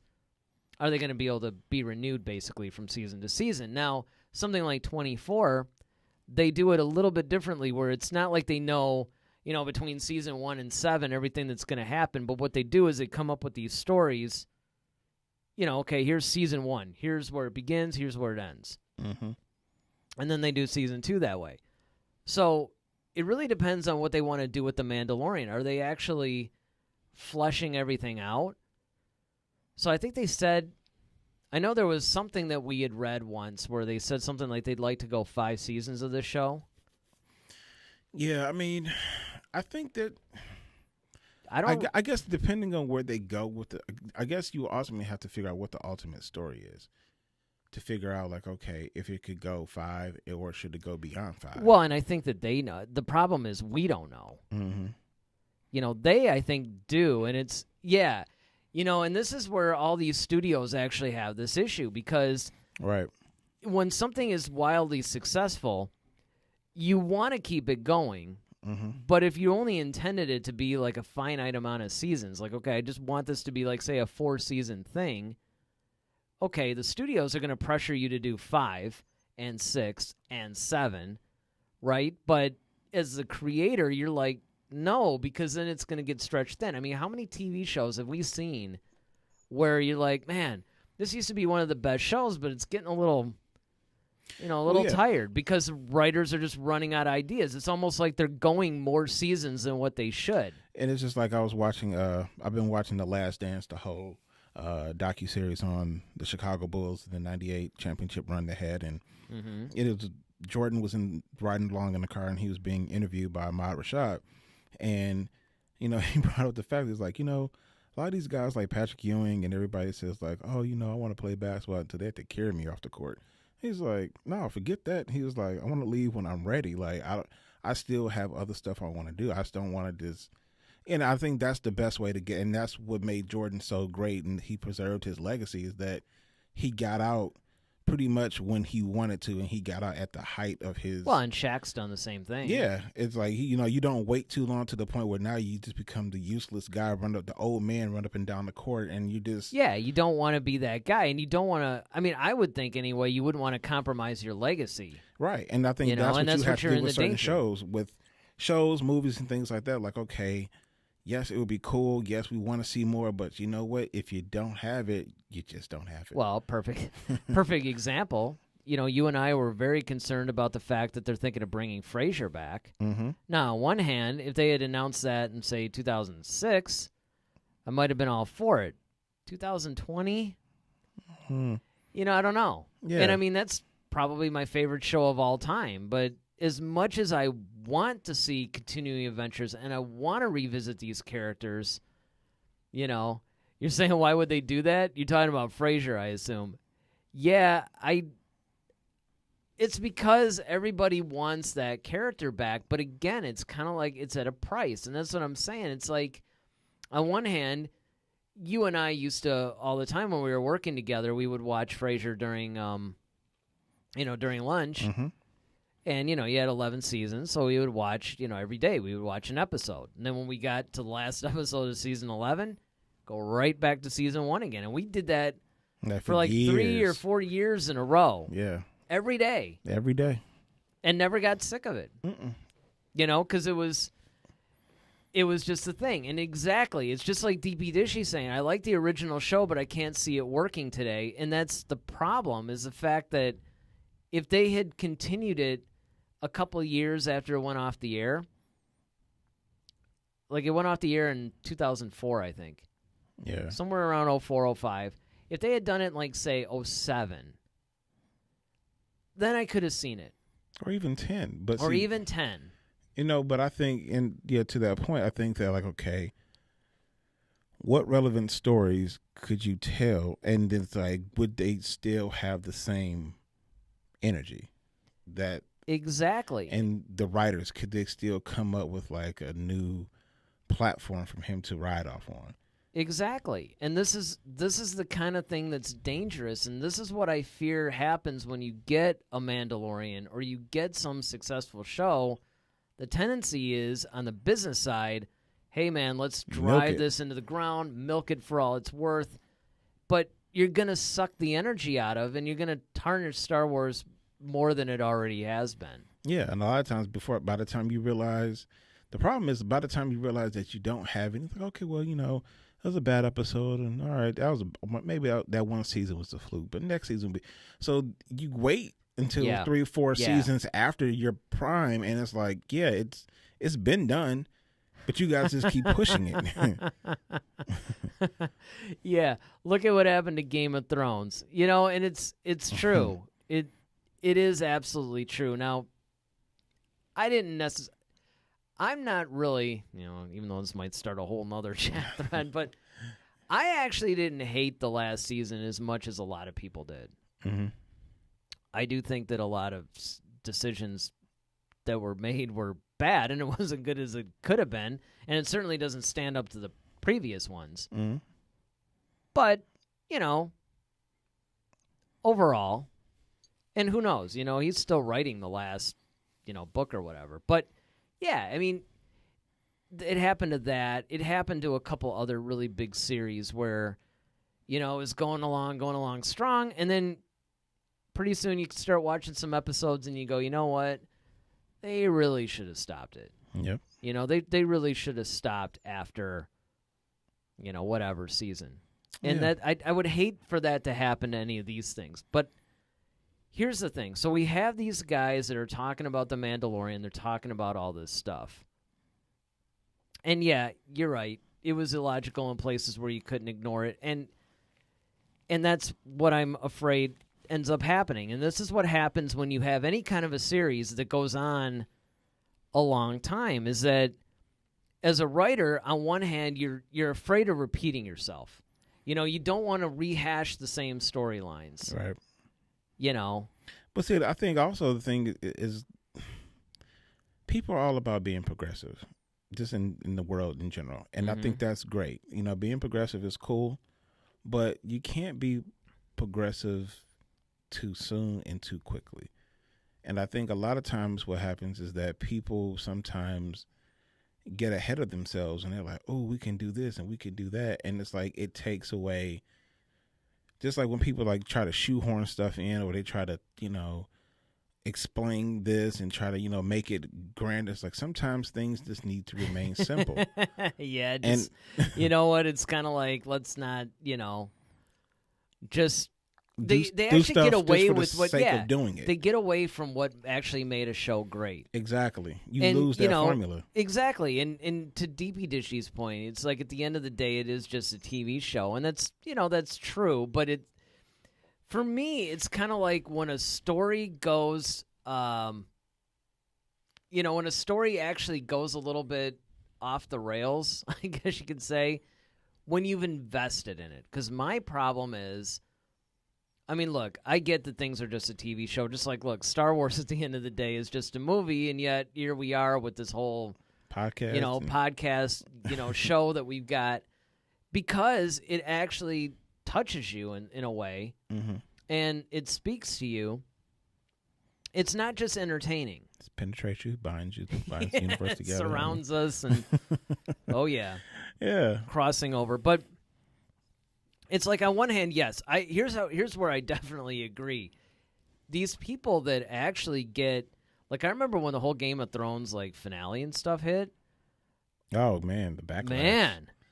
Man, there were people that were angry. Like, you would think that some social injustice had been done in the world or something. It's like, people were just like crazy angry about it. Yeah.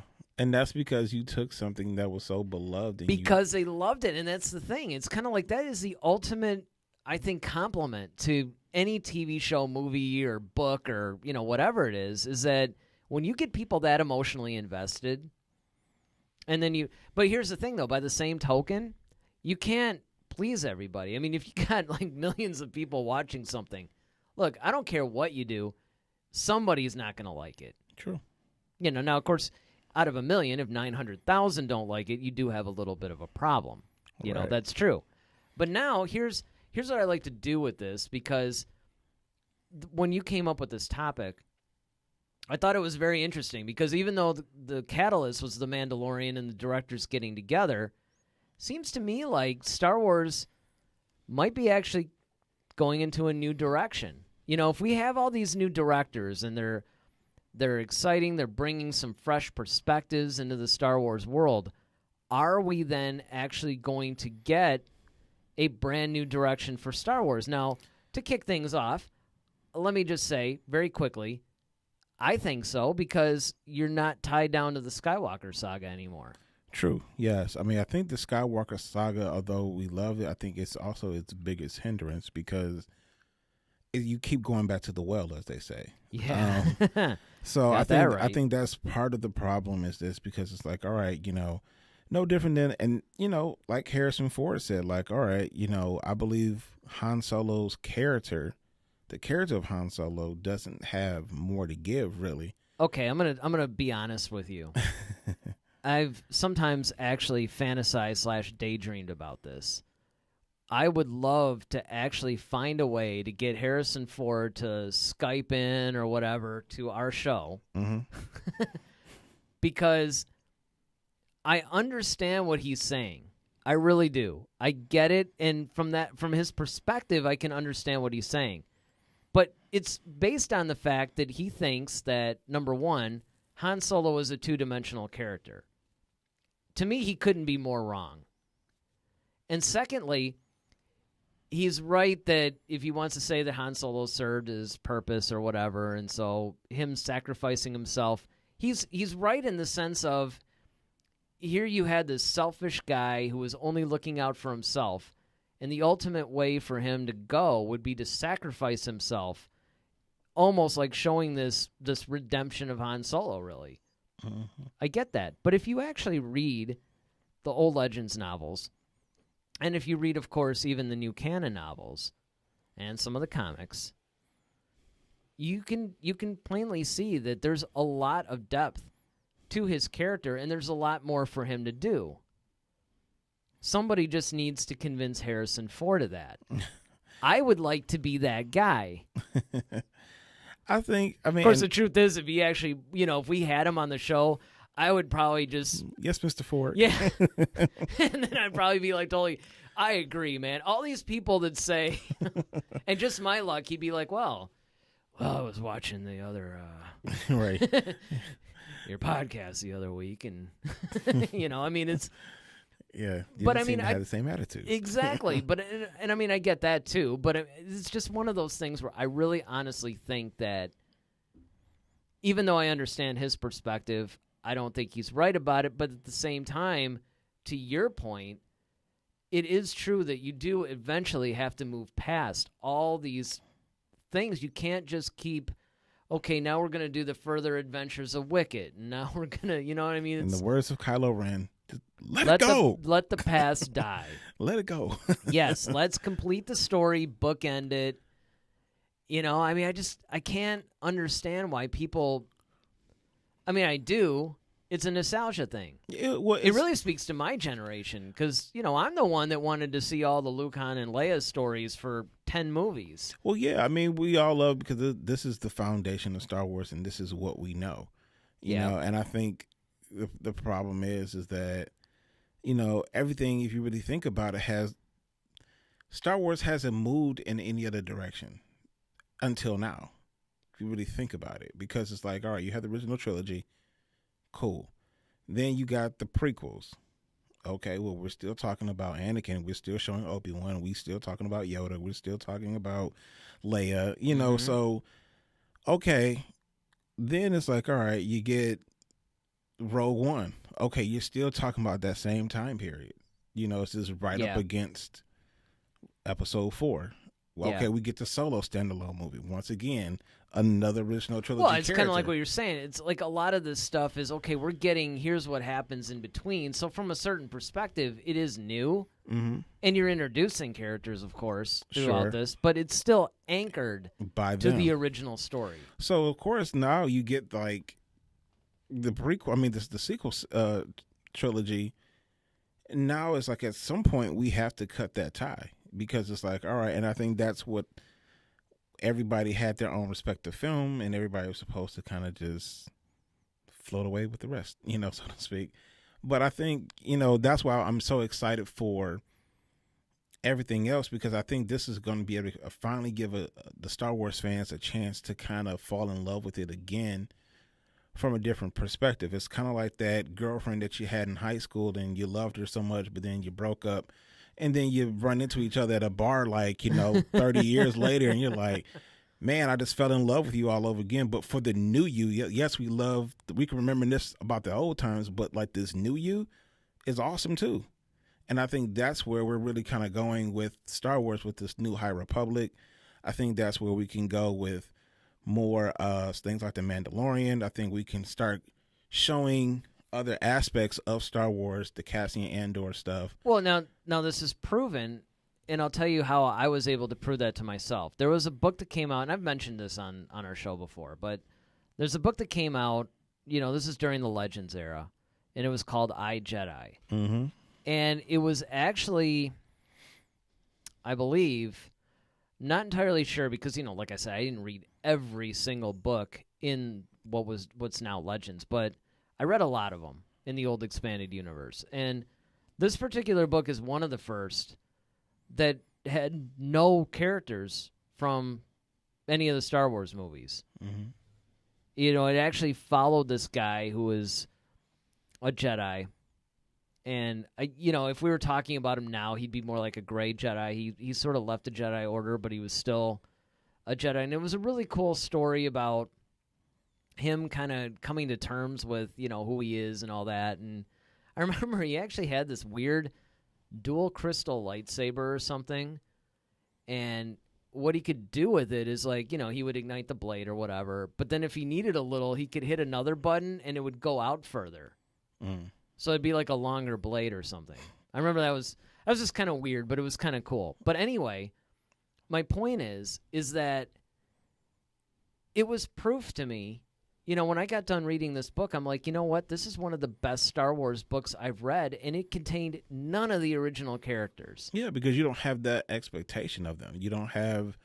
It's like, okay, well, who are you, and what's your purpose, and all right, let's see what you can do. Well, but I think it goes deeper than that in the sense of, you know, it's not just that the characters are familiar. It's when you have characters that, you know, you're introduced to, and you kind of fall in love with that character. You want to know, like, everything about them. You want to follow them on their journey. Mm-hmm. Or on Twitter, or on Instagram. At head SW. But, you know, I mean, it's just one of those things where I think you just want to continue following. It's not so much that you're doing like it's not so much that you're anchored into this thing to where you can't break free from it as much as you want to continue. Sure, you like these new characters too, but you still want to follow these older people on their journey. Now, DB Dishy here brings up a good point about the expanded universe where, you know, yeah, he was basically like a god. I mean, no doubt about it. I remember there was this one scene. I don't remember what book. I don't remember if it was from. I don't think it was the Yuuzhan Vong series, but it was some book where he was in prison. I told you about this. Was this when he activated his lightsaber? Yeah, well, his lightsaber was, you know, it was confiscated or whatever. He activates it with the Force, and then he guides it, and actually this lightsaber is floating around, killing all these stormtroopers and stuff, you know, to get back to him. And, you know, he would just do crazy feats where it was kind of cool to see, like, this Grandmaster Luke. But I'll tell you, and this goes a little bit into what I'm saying too, because it's not just new stories, but if you put the familiar characters into situations that are a little different. This is why I love the Yuuzhan Vong series so much, is because, you know, the Force didn't work on them. And their organic armor was even somewhat impervious to lightsabers. You actually had to hit them in a certain spot, like on their side. It's kind of a little that Batman Catwoman thing. You know, you had to find this little tiny spot in their armor, you know, where you can get it.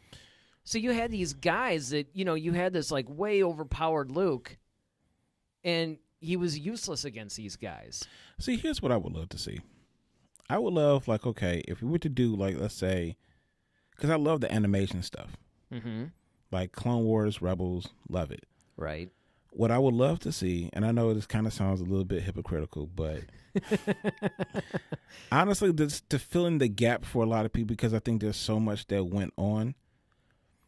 And, of course, you can't really do it the way you would want to see it done. So I would do something like do an animation of what happened post-Return of the Jedi. Do that as an animation. That way you can gradually step Luke up, you know, in age when you need to, but you can show him with all these crazy Force feats that, you know, of course we know Mark Hamill can't really perform now.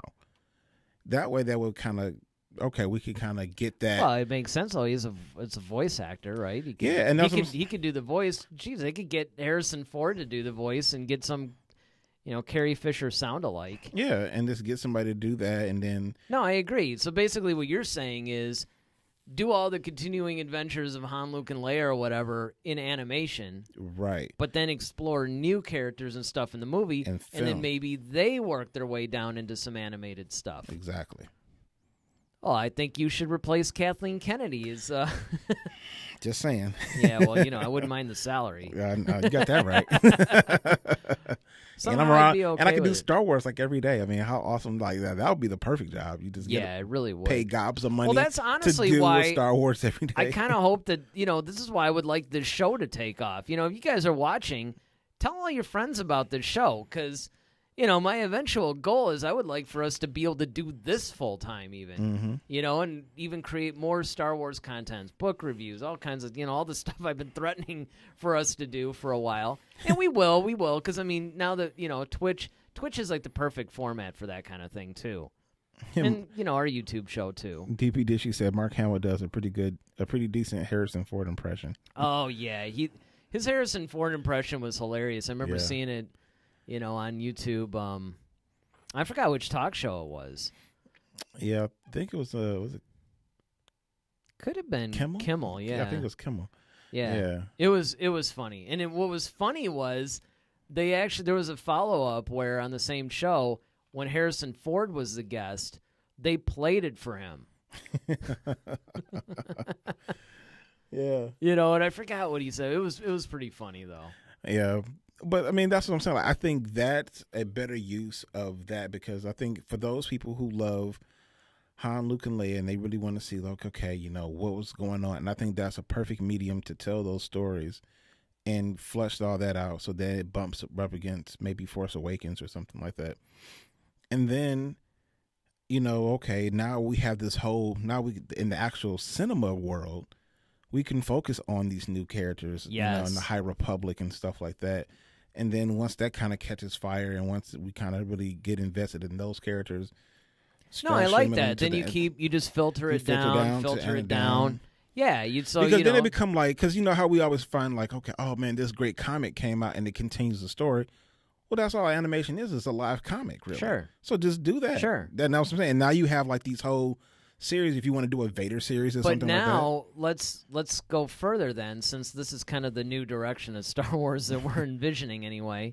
Then we'll get to what we think will happen. But so, okay, you got stuff starts out in the movies where it's relatively new.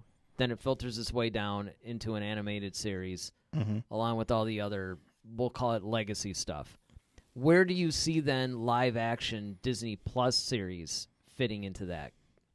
I think that's where you kind of come up with your one-off characters. I think that's where you can do like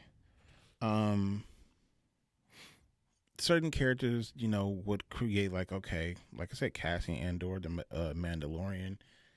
Those are shows where you can actually you can do stuff like that. If you want to do like a crime drama, based on like the game. Yeah, so maybe this is where you can explore your more genre-oriented stuff. Yeah, so that's where your genre-oriented like a thing. Star Wars Law and Order or something. Exactly, or just like if you want to cover like a political thing where you're like talking about the Republic and how everything is working in that realm, like a Bloodline type stuff, like you could do that on that type of. Oh, what I'd love to see. Yeah, and that's what I'm saying. Like you could either do animated. One of the things that I would like to see that they could do. They could actually do this either way. I'd be happy either way.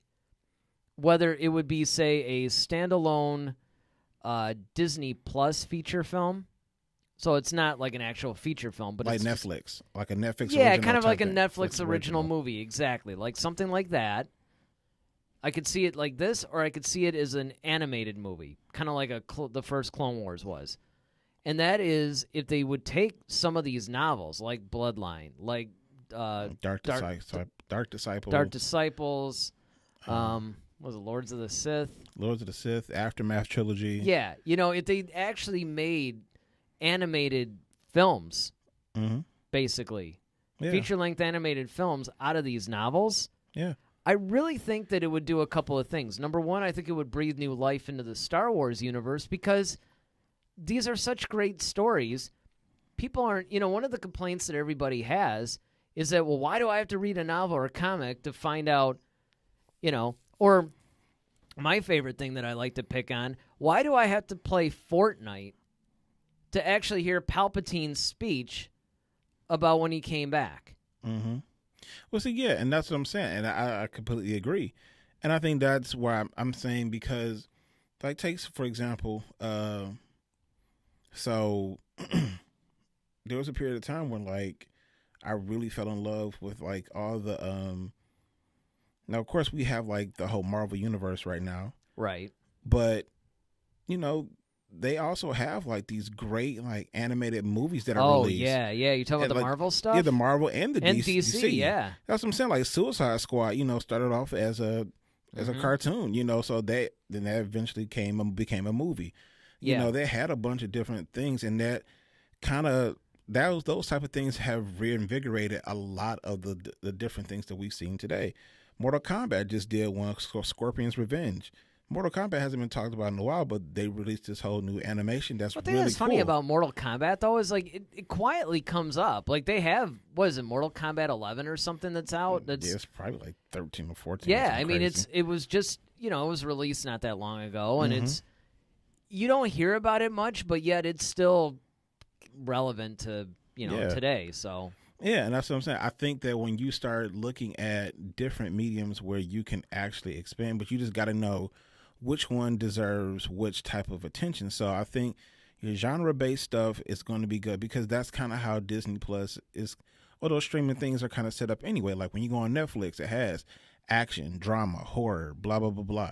So under Disney Plus, if you have under the Star Wars column, you have like, all right, here's your Star Wars drama stuff. That's what I would love to see. I would love to see the genre type thing come out. I'd like to see, of course, and they'd have to do this right. They'd have to plan. First of all, they'd have to plan this out. Right. But yeah, if they started branching out, so the first step they have to do is they have to branch out to pretty much seed out the universe a little bit. Mm-hmm. Get some other characters to grow and for us to become attached to, basically.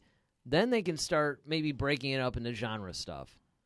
Hey, here's a Star Wars action. Well, I guess you can argue they're all kind of action. Action, but yeah. Here's a political thing. Here's a thriller. Here's a horror movie. Here's a Western. Here's, a heist film or something. I mean, you can have some of the same elements. Like if you want to have some Jedi running around, soap opera. Yeah, soap opera. Hey, I mean, look, some of the, or, even some of the political stuff. Like if they want to drone on about, trade federation stuff or whatever. Mm-hmm.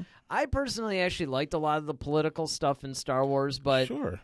I could see where somebody that's coming in expecting a bunch of lightsaber duels might be like, okay, we're getting like people arguing in the Senate, man. This is kind of like C-SPAN. Yeah, this is more like, I feel like I'm watching, the West Wing or something. Right, yeah, exactly.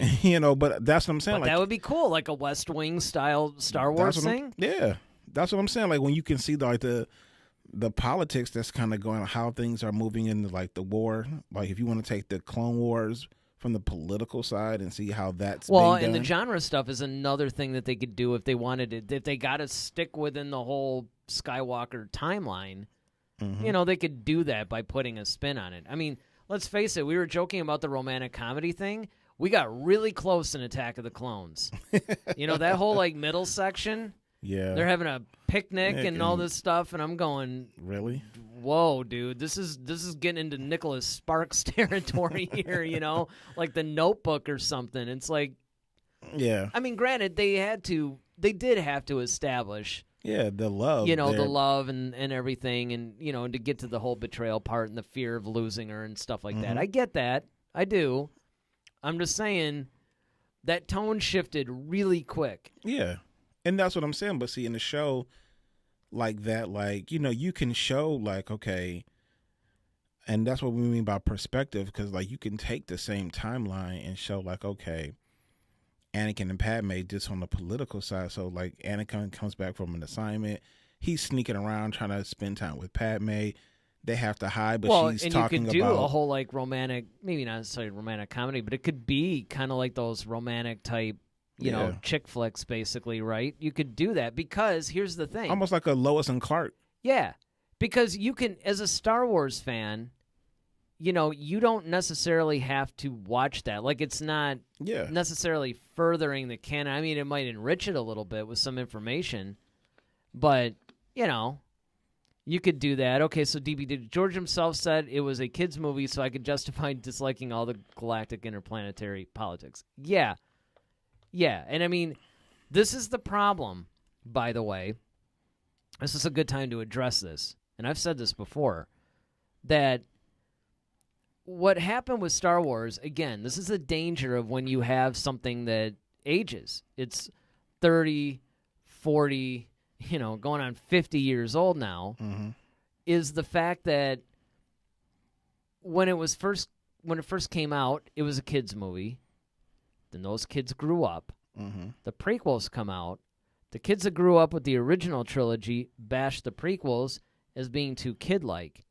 The kids that grew up with the prequels are now grown up, and they have the whole attachment to the prequels. The problem that I've always had with the whole kids movie argument, which if you ever watch that Sam Witwer clip where he's just goes on this whole rant about how it's a kids movie, people are judging it too harshly. He's spot on.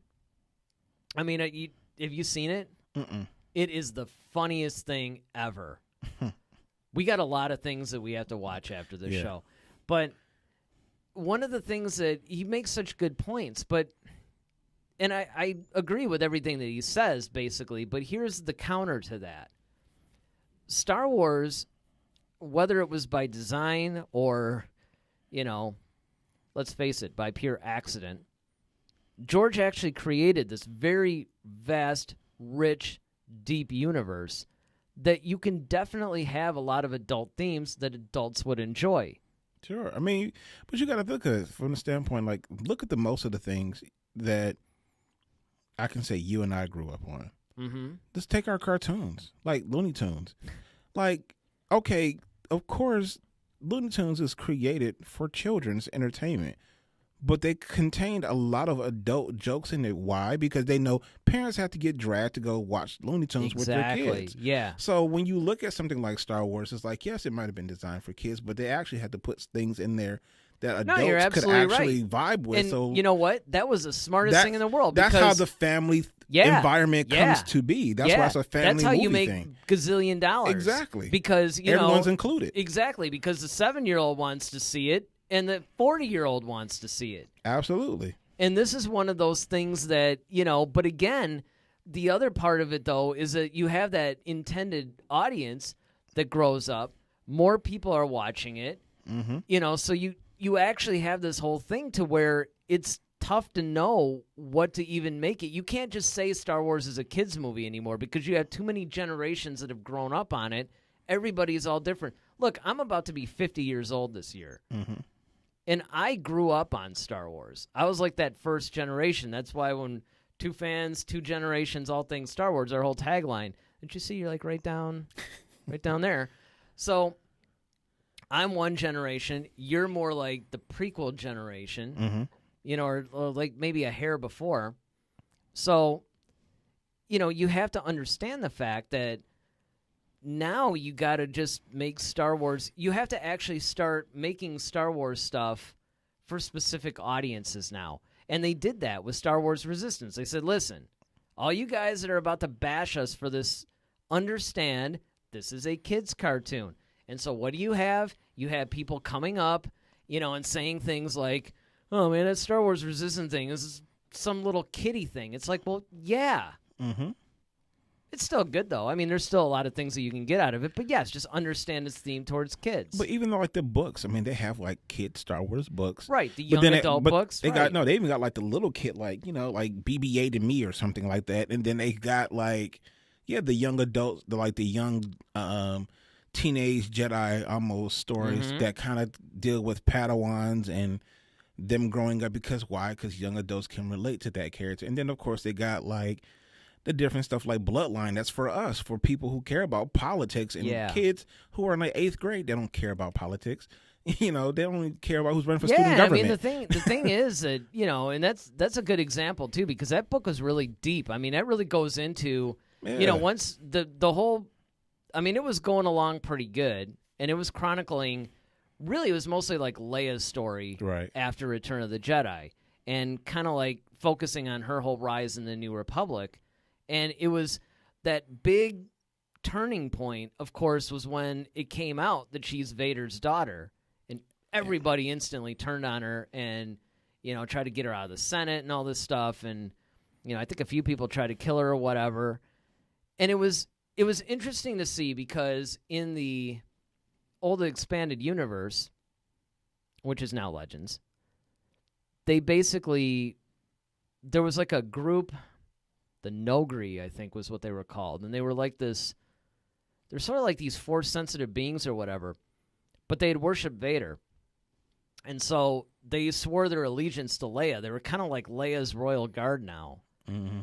And they called her like Lady Vader and stuff like that. And, at first she wasn't too cool with it, but, then she understood that it was kind of an honor and stuff like that. So this is a really vastly different reaction from, those days. And I thought that they did that brilliantly in Bloodline because that's what you see. Mm-hmm.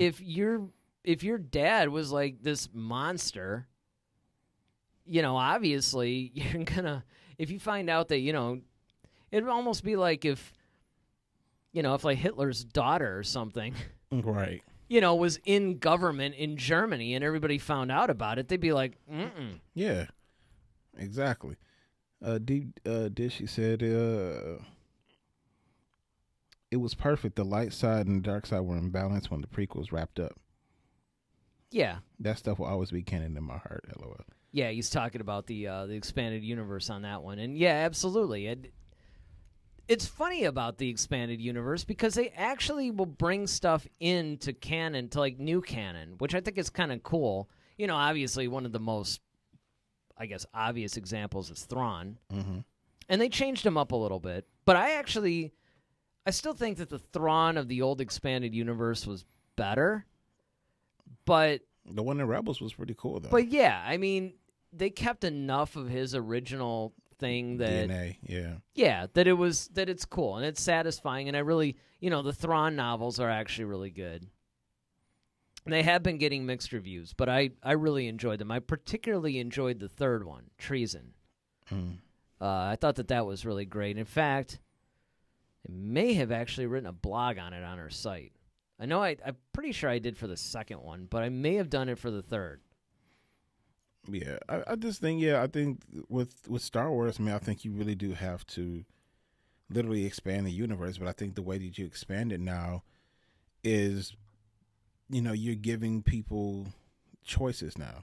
Yeah. Like you give them, like, okay, if you're a Star Wars fan and this is kind of stuff that you dig, okay, cool. Maybe you watch that romantic comedy film with your girl because that's the way to get her invested into the Star Wars. So when you want to watch, Mandalorian season 5, she'll sit down and watch it with you because she kind of gets the whole thing of it. Well, and that's it. I mean, if you could find things that appeal to different people, then all of a sudden everybody becomes a Star Wars fan. Now, they're not all fans of everything Star Wars. True. But everybody finds something to like about it. Now, right. There's a couple of friends that I have that just still refuse to watch anything Star Wars related. Sure, I got it. And they wear it like a badge of honor, which I don't. It's like I don't understand that. It's almost like, why would you willfully not watch something just to be different? It's like I could understand that reasoning a little bit. Why? Is it because you had that attitude once upon a time? I did, but it wasn't about Star Wars. Well, Star Trek, yeah, I know. No, it wasn't even Star Trek. Oh, all right, I'll shut up. Twilight. Yeah, I understand. I was the same way. Exactly, that's what I'm saying. It was actually my guitar player at the time that I was over at his house with his then wife, and we had just finished a barbecue, and one of the friends left, and the three of us were just kind of sitting on the couch or whatever, and they were like, "Hey, man, you want to watch Twilight?" And I thought he was kidding, because there's no way in a million years I would think that he was into Twilight. Right. A rocker that's into Twilight. And not to mention, his wife at the time was also in the band with him. I mean, it's like, I couldn't really imagine her being into Twilight either. Mm-hmm. But they persisted, so I realized, like, oh, they're not actually kidding. And I'm like, I don't know, man. I don't really know if I want to. But they told me, no, I know how it sounds, but you got to check this out. Plus, it was so funny because they were telling me that the acting, particularly between Robert Pattinson and Kristen Stewart, was so hilariously wooden that it's just fun to watch. And I did watch it, and I really liked it. Way more than I expected to. Exactly. And I was like, oh, man. And then the other ones came out, and I'm like, And then I found myself like, oh, man, I can't wait till Breaking Dawn. Of course, I didn't tell anybody this, but, that's what I was thinking in my head. I'm having like little Twilight marathons. I mean, it was crazy. Yeah, I mean, and that's what I'm saying is that. But here's a good example, and I'm glad you brought this up, because all the women and stuff and girls and all that were kind of into the whole like Edward and Jacob love thing. Yeah, and the whole like love triangle. I was like actually into the whole werewolf versus vampire, when they would fight. That's why New Moon, man. That's my favorite of the Twilight series. Well, see, that's what I'm saying. You found something inside of a pine board and a brick wall standing in front of teacher for 2 hours. Yeah. I mean, it was pretty each other for it. Like I said, that first movie especially, like it got a little bit better in the future, but the first one, it's just like, wow. Yep. But that's what I'm saying, though. But it's like, it's something like that you didn't want to watch because you had preconceived notions about it. You hadn't like, you know what? No, there's no way in the world I'm watching this.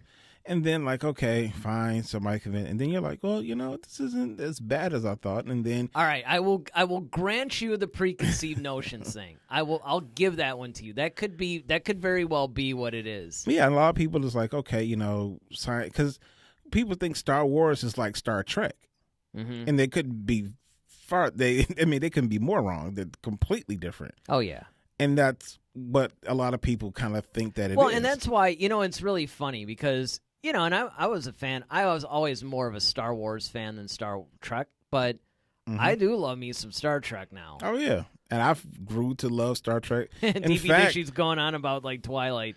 Let's catch a couple of these for a second. Says, I make a lot of jokes about those movies. I grew up with those, and I was in the hating on it because it was a fun group. And, yeah, I mean, look, there's a lot of times where I'll hate on stuff simply because it's fun to do. I mean, it's not that I'm...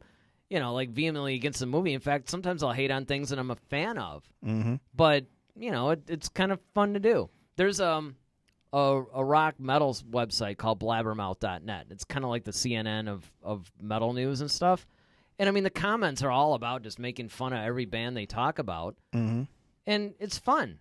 It's not like you're really trying to be a jerk about it. It's fun to do. And then he goes on to say, I read the books and seen all the movies as well. I mean, I almost feel like we should all start this little, support group. Like, yes, hi, my name is Eric Vansel, and I'm a fan of Twilight. But yeah, I mean, and that's what I'm saying. I just think that a lot of people just kind of have preconceived notions about what Star Wars is, and it just looks like, okay, I don't do science fiction. It's fake. It's spacey. Some people just don't like I know people who don't like superhero movies. They want things that look like reality. They want. Like, okay, CSI, Law and Order. And I get that too because sometimes they don't like anything fantasy. Well, I get what I almost like to call it's almost like an action movie / superhero movie type fatigue where the Transformers movies, the newer ones are not the newer. Well, was it? No, the Shia LaBeouf ones. The third one, so over the top, man. Mm-hmm. The jokes were over the top and stupid. The destruction was like just so ridiculously like there's no way a society would recover from this. Right. I mean, the trillions of dollars in damage that it would be. It was just too much. It was just too much action, too much destruction, too much everything. It didn't really have a lot of heart to it. The Marvel movies, I think they do. DP Dishy says, that's how I am pretty much. I love Star Wars, but I've only ever seen the first Iron Man. Good choice. That's the one that kicked them off, actually. Mm-hmm. And the one thing that I will say about the Marvel movies, the Avengers movies in particular do get a little, destruction heavy. But what I like about it is they talk about it like, okay, what are the consequences of that? Yeah, I thought that was dope and awesome. And the fact that set up the whole argument and the rift between Iron Man and Captain America is just like, okay, what's like doing a good thing versus the right thing? And right, where they had to come up with the whole like, okay, we got to register or whatever. And, you get a little bit of that X-Men mutant vibe going on, but it's kind of like some of the heroes think, yes, we do need to be responsible for our actions. We do need to register. The other half are like, no, this is the government trying to police us. Police us, and they can't possibly do that, and on and on it goes. And there's a lot of depth in all the Marvel movies, actually. Especially that whole, especially that one scene when that one mom was coming after Tony, and she basically was like, "Yeah, my kid, he had a future. He was going to this school. You dropped this building on him and killed him." Like, and, at the time he's thinking like, "Oh, this is I'm doing this heroic thing," and it's like the hero becomes the villain really quick. Well, DC movies did that in a way too, with Batman versus Superman, where they showed the end of Man of Steel, but from Bruce Wayne's perspective. And now you see what all this destruction is actually doing to the real people down below. Exactly. Very compelling. DP Dishy goes on to say, saw Iron Man back in theaters. I don't hate those movies, just don't have much interest. There is a difference. Yeah. I get it, but you know what? I would actually say you should maybe consider, checking them out on, well, you have Disney Plus. Yeah, so you got all of them. You got all of them. Because there's a lot of them. Like I'd say Ant-Man. The first one is a really good one. Yeah. As far as because a lot of times there's a couple of them, Ant-Man being one example, where they're actually like regular movies. There's a couple of them where there's not even that much action really. Mm-hmm. The Avengers movies can get a little bit over the top, but of course, I mean, the first Captain America. Oh man, that's just a great World War II drama. Yeah, well, even Winter Soldier was awesome. Winter Soldier, another one, yeah. Actually, all the Captain Americas were pretty grounded and. Even though I hate Captain America, but that's a whole nother story. Yeah, you have to say that for our Marvel podcast. But I mean, yeah, but you know what? That's bringing it back to Star Wars. That's a good thing too. There's some people that maybe they don't like a certain character, like. Jar Jar Binks. Oh, yeah. Well, yeah, all right. You went there. Hey, if I'm going to go all the way. So DB Dishy says, I've seen tons of clips and pieces over the years, so it's not like I'm totally oblivious. Yeah, I get it. I'm just saying that it's I'm going to compare this sort of like the Star Wars thing, where a lot of people say that they don't really care about it. Because there's some, like the couple of friends that I'm thinking of right now, because I just read their Facebook comment. Unfortunately, they're down with the coronavirus or whatever. And the one, it's a brother and sister. The sister was like, her dad was kind of like, well, you got all this time. You could watch the Star Wars movies. And she's just like, nope, I'm not that sick, that kind of thing.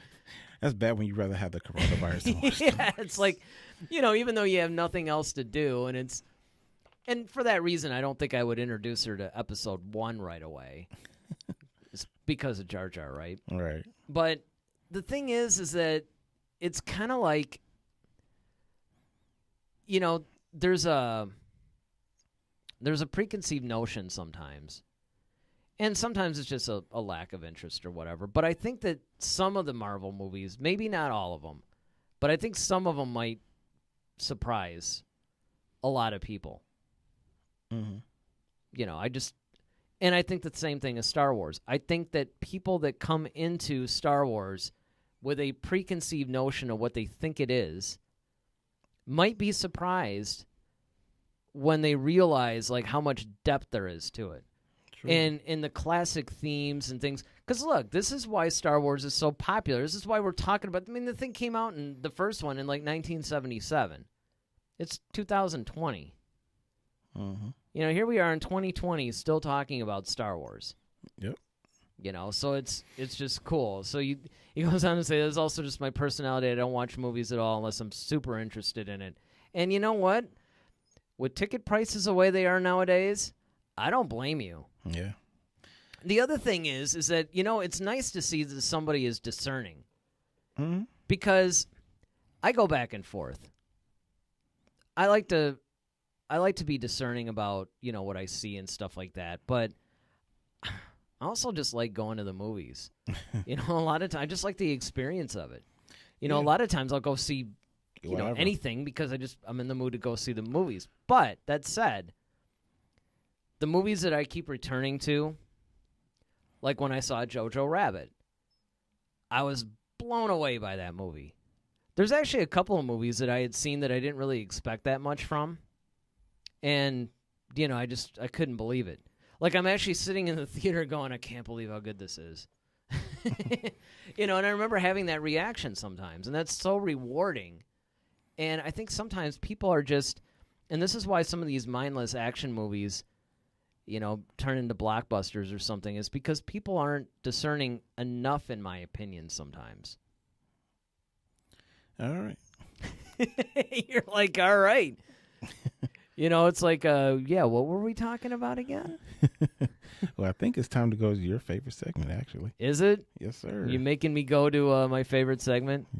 All right, well, let's go to my favorite segment. Segment we like to call Clear Your Mind. That's right. Clear Your Mind. This is where we actually answer questions that were submitted either through Twitter or wherever you get them from. Honestly, it's funny. I don't even know where you get these questions from. That's all the mystery of the scene. Exactly. No one needs to know how the hot dogs are made, right? That's right. Just trust in the force, my friend. All right. Well, what do we got first? And hey, DP Dishy, you've been, hanging with us the whole night. You're kind of, in a way, like our third co-host at this Along point. with White Elephant. Yeah, yes. Exactly. A White Elephant kind of seemed to, I don't know, either he's not watching or you just got quiet. But yeah, certainly, it's good to have you guys aboard. Definitely. And anybody else that's watching, just because people aren't chatting doesn't mean they aren't watching. So, he says he'll be in later to collect his check. Yeah, well, we're us first. I guess we're gonna have to start trying to get some of that Twitch money going pretty soon. Well, what's our first question, and who's it from? Our first question comes from Milton Dupree, and he asks, do you think Star Wars should continue to introduce new characters in the forefront like Zori Bliss, but really don't plan to use them? Man, that's the thing, dude. I love Zori Bliss. Yeah, and that's the thing. I thought that Zori Bliss was like a great... You were talking... I don't know, one of us was talking about expectations and stuff. Mm-hmm. When I first read about Zori Bliss, I thought the outfit was cool. Yep. But I didn't really... I actually was, at first, true confession, I was bummed that they were trying to introduce all these new characters because I felt in Rise of Skywalker like, hey, man, you got a lot to wrap up here. We don't need to meet, a bunch of new characters or whatever. Right. But, man, I have to say, when I saw Rise of Skywalker, Zori Bliss instantly shot up to one of my favorite characters. Well, so that's the thing, though. It's like, okay, so we kind of got some, before the movie was released, what was it? Was it Vogue magazine? They did the spread. Vanity Fair. Vanity Fair. Yeah. Vanity Fair did that. Vogue. Vanity. Cosmopolitan. You take a Rise of Skywalker. What kind of Sith are you quiz? Or something? I'm sorry, man. I had to find go there. my fourth spot. I know. It's just, but listen, the whole thing is, Vanity Fair. Be careful, man. I might have to click that explicit button on the on the podcast pretty soon. But yeah, they revealed a bunch of new characters, and they were kind of like giving little backstories on. So you're kind of thinking like these people are going to be like prevalent, really, in the movie, and she really wasn't. Well, look, okay, I'm gonna actually. This could almost be a Duel of the Fates thing. Okay. Because I'm going to say that that's not necessarily true. But before I say that, because I'd like to get for all you guys watching, you may have noticed that, in the middle of stuff, we kind of put these comments up. It's because I really hate it when you watch these YouTube shows, especially. And it could be anywhere. But I just watch a lot of YouTube. And I hate it when, these people are commenting and stuff like that. And I understand, but the host almost never really responds to it or whatever. So I actually like to give, because this is kind of a discussion show and the idea is we're trying to discuss it with all you guys. And, the people that are watching the rebroadcast can benefit from this too. I like to actually highlight this thing. So let's see what our good friend DP Dishy says here. Finn had an entire character arc in 20 minutes in The Force Awakens. I'm sad he couldn't perform to what I think his potential could have been. Look, we did a whole podcast on that. We actually did a whole show almost on the underuse of Finn. But with Zori Bliss, I'm going to differ a little bit. I agree that, they create this super cool character but I don't really think it's quite like the Phasma thing. Because Zori actually did play some key roles. And it's almost like if you put him in too much, then you fall into that whole trap of, okay, we introduce a new character, now we got to put him in every scene. Well, see, here's my thing. Like, okay, Maz Kanata was important because she literally, like, kind of, like, changed, or she was, like, integral part of the story. So I understand why she was, like, important. But Zori Bliss, okay, when she pops up, she talks to Poe. Well, first she wants to kill him, and then she was like, oh, okay, well, Rey kind of kicks the crap out of her, so then they're like, all right. Kind of changed her mind a little bit. Like, right. Crap, a Jedi. A Jedi. All right. Haven't seen one of you in a while. Might give up. So, all right, but then it's like, all right, I'm going to help you out, find your little thing, and then it's like, all right, cool. Find your little thing. And, off you go. And then, you see her again, she pops up like, oh, she's in the, one of the ships or whatnot, fighting in the movie. And that's it. It's like, okay. Well, that's not necessarily it, though, because, think about this. She's the one that takes him in and finds the droid cracker or whatever that's going to, like... Babu Frick, yeah. Yeah, that's going to, like, do all that. So she smooths away for him, right? She hides them and shelters them away from the First Order. Then she gives them that little, like, chip or pass or whatever so that they could actually get by the blockade. So without that, they wouldn't have even gotten out the planet. They would have been destroyed. And then she comes back and helps them, against the First Order. So yeah, but she's there with a million other ships, one. The other thing is, like, okay, like, I'm not saying she didn't do a good job, but it's like, okay, neither did, what the one they call Lando's daughter. Well, actually, what's interesting about that? Dang, what's her name now? Oh, it's like on the tip of my tongue. I know you're gonna look it up, but it's like it's bothering me. I hate it when I don't even know. It's gonna get to the point where I'm like, Princess. Man, Leia. It begins with like a K, like Kayla or Kama or. All right, Emperor Palpatine. Yeah. Panda Bear, whatever her name is. No, but it's one of the, okay, I get it, but the whole Lando daughter thing, it turned out that because Lando lost his daughter, because the First Order took them, he kind of finds a soft spot for her, and he wants to now help her find. They weren't trying to do this whole, like, oh, you're my long-lost daughter thing. No, I know. Jana. But see, that's what I'm saying. But my thing is, like, okay, they're highlighting it. Like, what I'm saying is you don't roll out Vanity Fair, and then you're highlighting all these people, all these characters or whatever that you think are going to be, like, going to play a pivotal role. Like, Phasma, they had toys already. Like, people wanted to.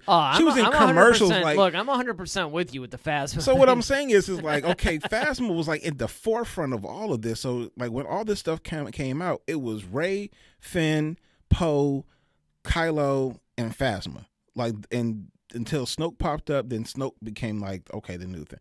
But it's like, okay, those were like the main folks outside of the new They only marketed Phasma because her outfit was cool. But either way, that's my point, though. It's like Zori Bliss. But they didn't market her that heavy, though. Who, Phasma? No, Zori Bliss. Yeah, but that's what I'm saying. Not like Phasma, anyway. Not like Phasma, but that's what I'm saying. Like, they still put her, like, kind of, like, in stuff where it's just like, okay, we didn't need that. We don't need Babu Frick. It's like, okay, so what? Like, we'll find out about them when we get there.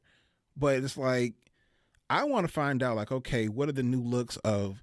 and market like the people that are actually the stars of the show. That's all I'm saying. Yeah, I think that's what Milton's let's be fair here. Phasma's armor is cool, and and that's and that's the problem. And I think this is the reason why everybody went nuts is because, she looked really cool. She seemed like she could have been. I mean, she was actually a really cool character. Well, not only did she look cool, but look her job. She was that's like what I'm saying. leader. I mean, she was really a cool character. Like the way that she acted, the way that she had this like this just thing. She looks like the ultimate stormtrooper, and she was like the leader of like pretty much the military. Yeah. So it's like, okay, you have Hux. Okay, I understand why he was at the forefront. I understand why Kylo was there. Phasma makes sense because, like, okay, she's the leader of this thing. So when she gets, tossed into a garbage can, pretty much, it's like, okay, well, that's it. And so now at least she popped up back again. I mean, it was funny because I half expected her to come back in 9. Like, well, I don't think she can survive that, but right. And she did kind of go out like a punk. Yeah, it was whack. I mean, that's what I'm saying. I think that. So I understand what Milton is saying is basically like, okay, don't put new characters in front of us like we're going to expect something cool and new. Like Maz Kanata was cool because she was almost kind of like the Yoda of this new regime almost. Yeah, and I get it. And I mean, DP Dishy even had said something similar, when he said that she served a purpose almost like she was a human representation of a MacGuffin. And yeah, I mean, it was Zori Bliss's whole thing was more utilitarian. Exactly. It was like it kind of like, what it's like? Rose. Another one. Exactly. I just opened up like, man, I forgot about her. Yeah, that's enough. But at least, Rose had a little bit more of a bigger part, though. I mean, like, even though as much as we hated the Canto Bite thing, at least she had like a whole section of the movie. I mean, 'cause from the very beginning, from the time she meets Finn, she stuns him. Then they got to, like, okay, now they're trying to come up with this whole plan with Poe. Then they go to Canto Bite, and then she kind of tells him her little story. And, I mean, it's like, okay, then they had this whole adventure on the ship. So it's like, she's an integral part of the movie. I can understand why you put Rose up there, but not Zori Bliss. I'm like, for what? Or Jana, for what? Like, she rode a horse on the spaceship and opened a door to. The well, end. now Jana, I'm gonna definitely agree on that one. That again, another utilitarian character. They have a purpose to serve. They advance the story. Mm-hmm.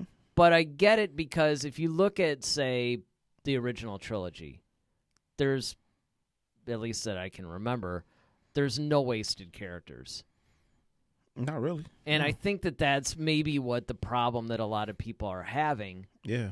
Is the fact that, I mean, these characters are... Like, as crazy as it was, Wicket was a valued, integral part of Return of the Jedi. He's going to Wicket now. Yeah, Chewbacca. Ooh. I'm just saying, but at least he had a whole purpose, though. Well, yeah, I mean, I get it. All right, let's see what DB Dishy is. I don't have a problem with that, though. I can't justify in my mind the levels of anger I saw for Zori.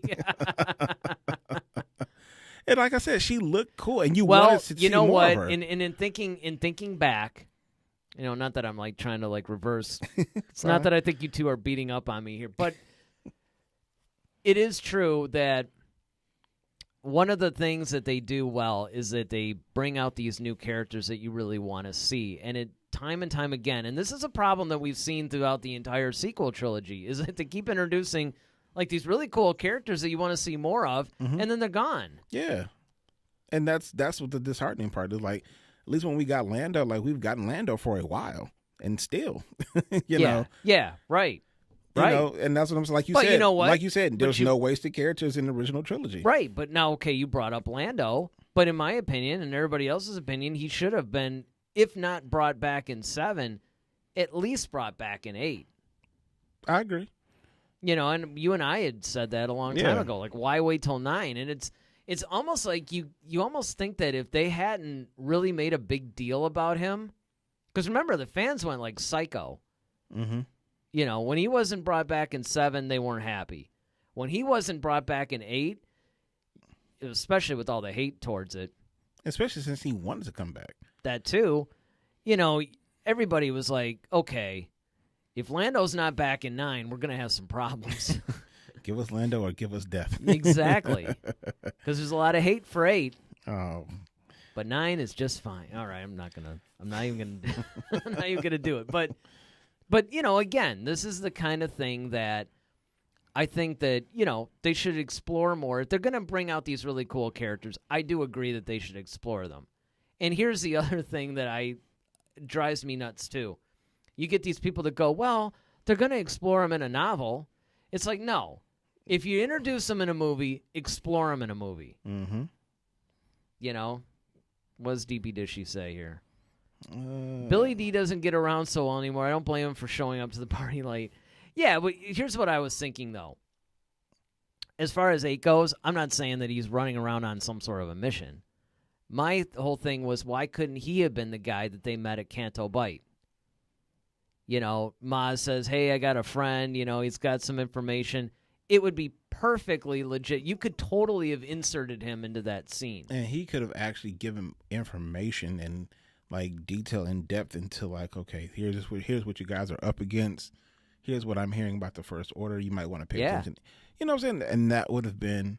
And even Maz Kanata had a nothing role in 8. I mean, honestly, that could have been Lando when Poe said, hey, I got a friend who's got information. That could have been him. So those are the kinds of things that, you know, I was really talking about.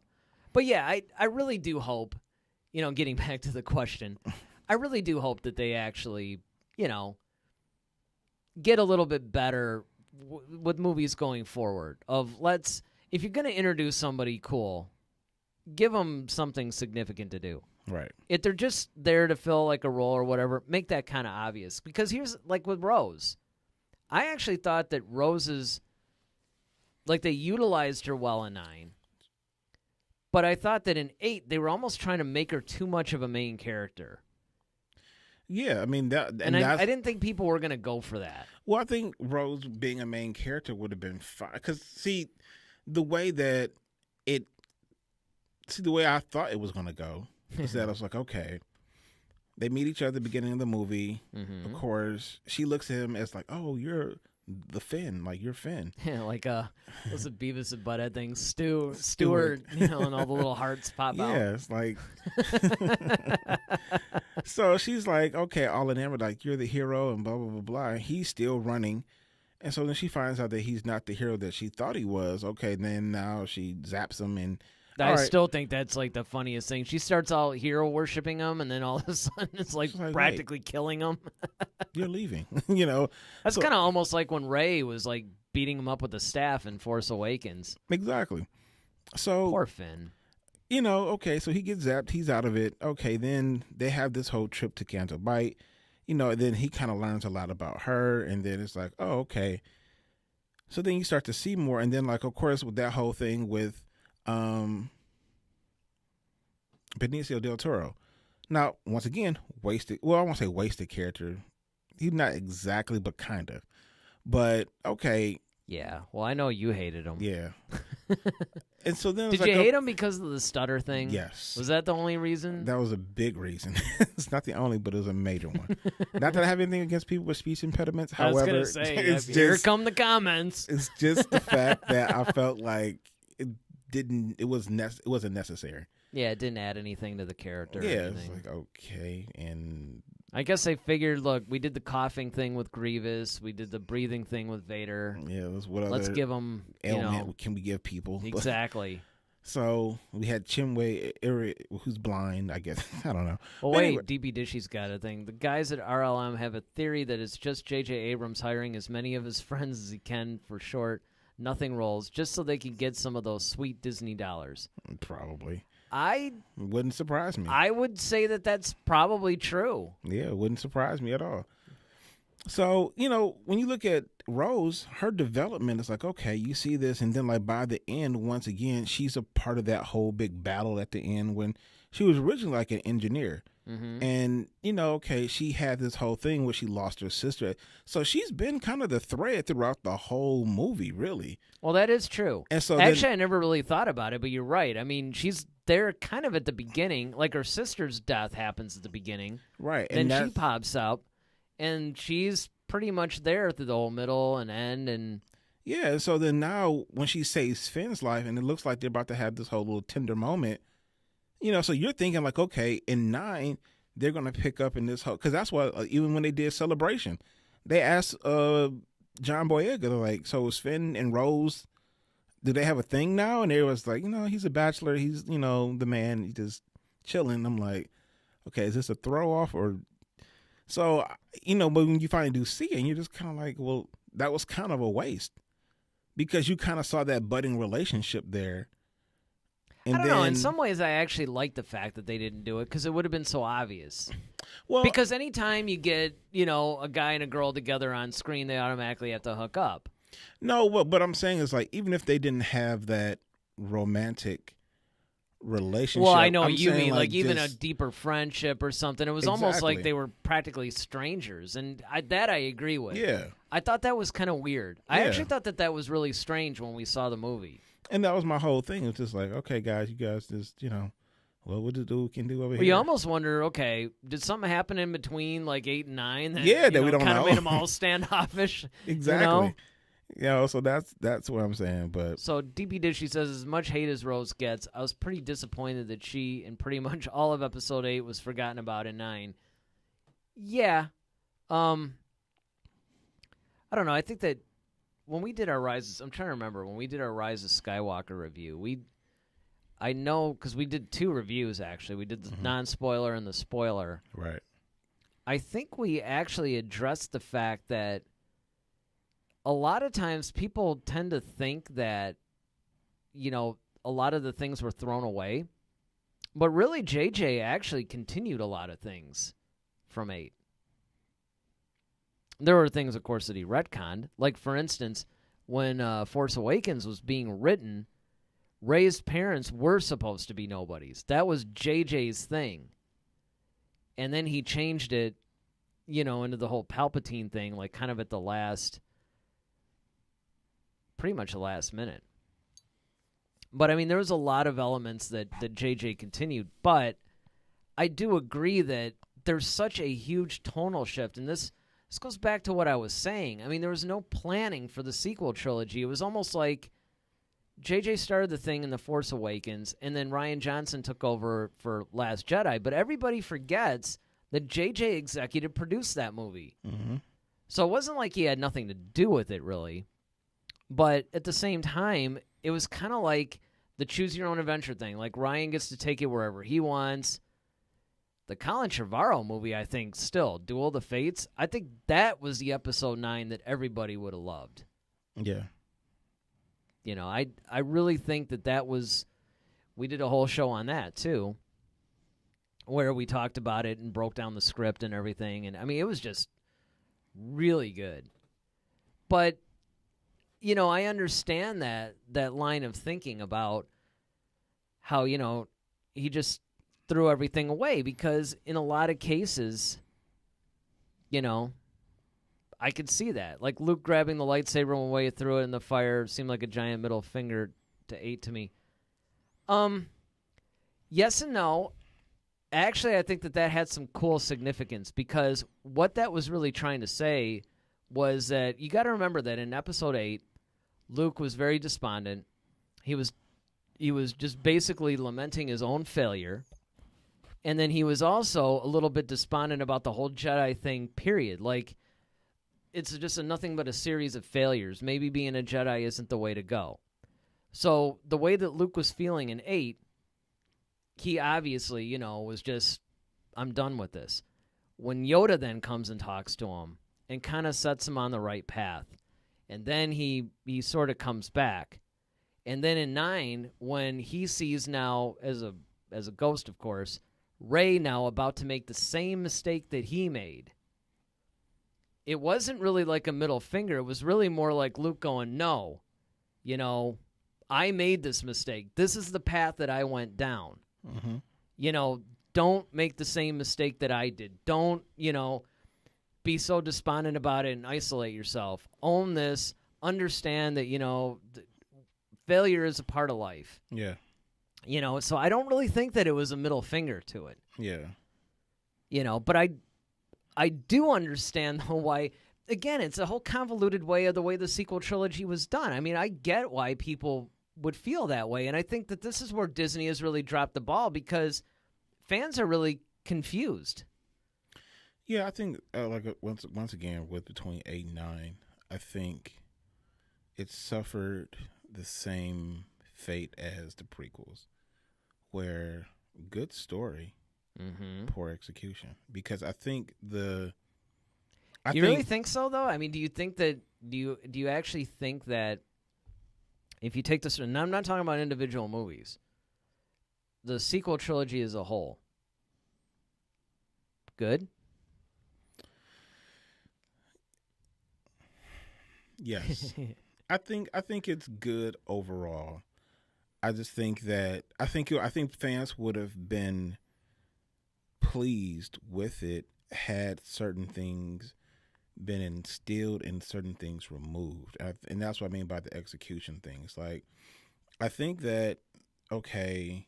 So, in other words, a more cohesive version of it. Exactly, because I think there was a lot of gaps that were missing from people. So it's like, well, okay. and DP Dishy says it's very decent, he'd say, too. And I think it's a good story, just no different than 1 through 3. I think they were good stories. I think it was just. Well, but here's the difference, and this is the reason why I was kind of like leading you a little bit down, the thing, and it was really more clarification, is the fact that the difference, I think, ultimately, I think that's true. I agree with what you're saying, but I think the difference is that episodes 1 through 3 was cohesive, whereas 7 through 9 is a little bit disjointed. True. And of course, that's because 1 through 3, you had one guy creating the story, and then of course the team then embellished it. Not only that, but you knew how it ended. You knew how it had to end. Yeah. You knew the purpose of this story. Yes. As opposed to the sequel, you did not. And so, to your point, yes, when you start involving multiple people at the controls, everybody's going to steer the ship their own way. And I think that's the cohesive part, that the execution part of it all, is that I think the stories were good. I think there were some things that didn't need to be there. And then I feel like there's some things that needed to be there, so that way it could add that cohesive thing, so it's not so much bone on bone and it's friction. It's more like, okay, we can kind of move like we're supposed to in a good harmony. And I think especially it was between 8 and 9. I think,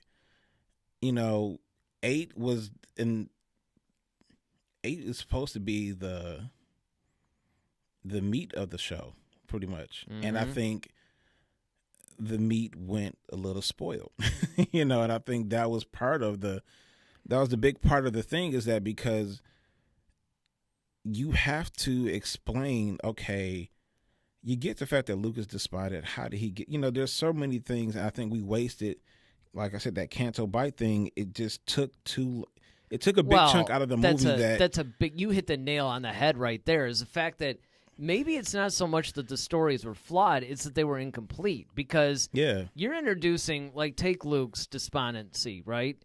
It's explained adequately, I would say, in The Last Jedi. But it's almost like, okay, if you're going to do that, we need some more setup. Yeah, exactly. If you're bringing Palpatine back, okay, we need a little bit more setup. Exactly. Exactly. These are all fine ideas. There's some people that were against both. I particularly thought it was a brave thing to do, to make Luke not the hero that, everybody necessarily expected him. I actually thought that the Last Jedi version was a little bit more realistic. Yeah. Because he's basically inherited all the failures of the Jedi. Yeah. It was capped with his own failure with Kylo. Right. And it's kind of like, is basically losing people to the dark side, is pretty much losing everything. Is this the true legacy of the Jedi? And if so, is this the right way to go? And that goes back to when, you and I did a show on, well, a couple of things really. One was Luke's true nature in the Force. The other, of course, was the mysteries of the Force, when we were talking about a lot of different things.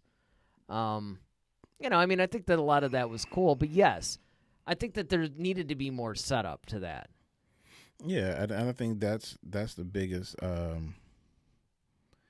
Let's see what DP says. Well, he had said he still enjoyed him, even too many cooks in the kitchen. Yeah, and I put that one up, and then now he goes on to say, I could even see the Canto Bite sections of The Last Jedi being their own movie. Yeah. Yeah. And that's what it felt like. It felt like it was his own separate. Yeah, just jammed and wedged in there because, and again, neither one of us have made a secret that was our least favorite thing in the movie. We hated that. Yeah. And it wasn't so much that I hated it because of, You It was actually for bring up a good execution point. of I it. never really thought about this, but if it was its own movie, I may have actually enjoyed it. And I never, I mean, until DP Dishy brings this up, I never actually thought about that. But yeah, and that's what I'm saying. Like, that's one of those things you can put like one of those adventure movies on Disney Plus. That's what that should have been. Yeah. You know, as opposed to like, okay, like we need to understand like what's going on. Because like when you look at Empire, okay, you got Luke going to get more training. You have a little battle at the beginning. Now Luke has got to go figure out like, okay, to get more training, some real training in the Force. Okay, he does that.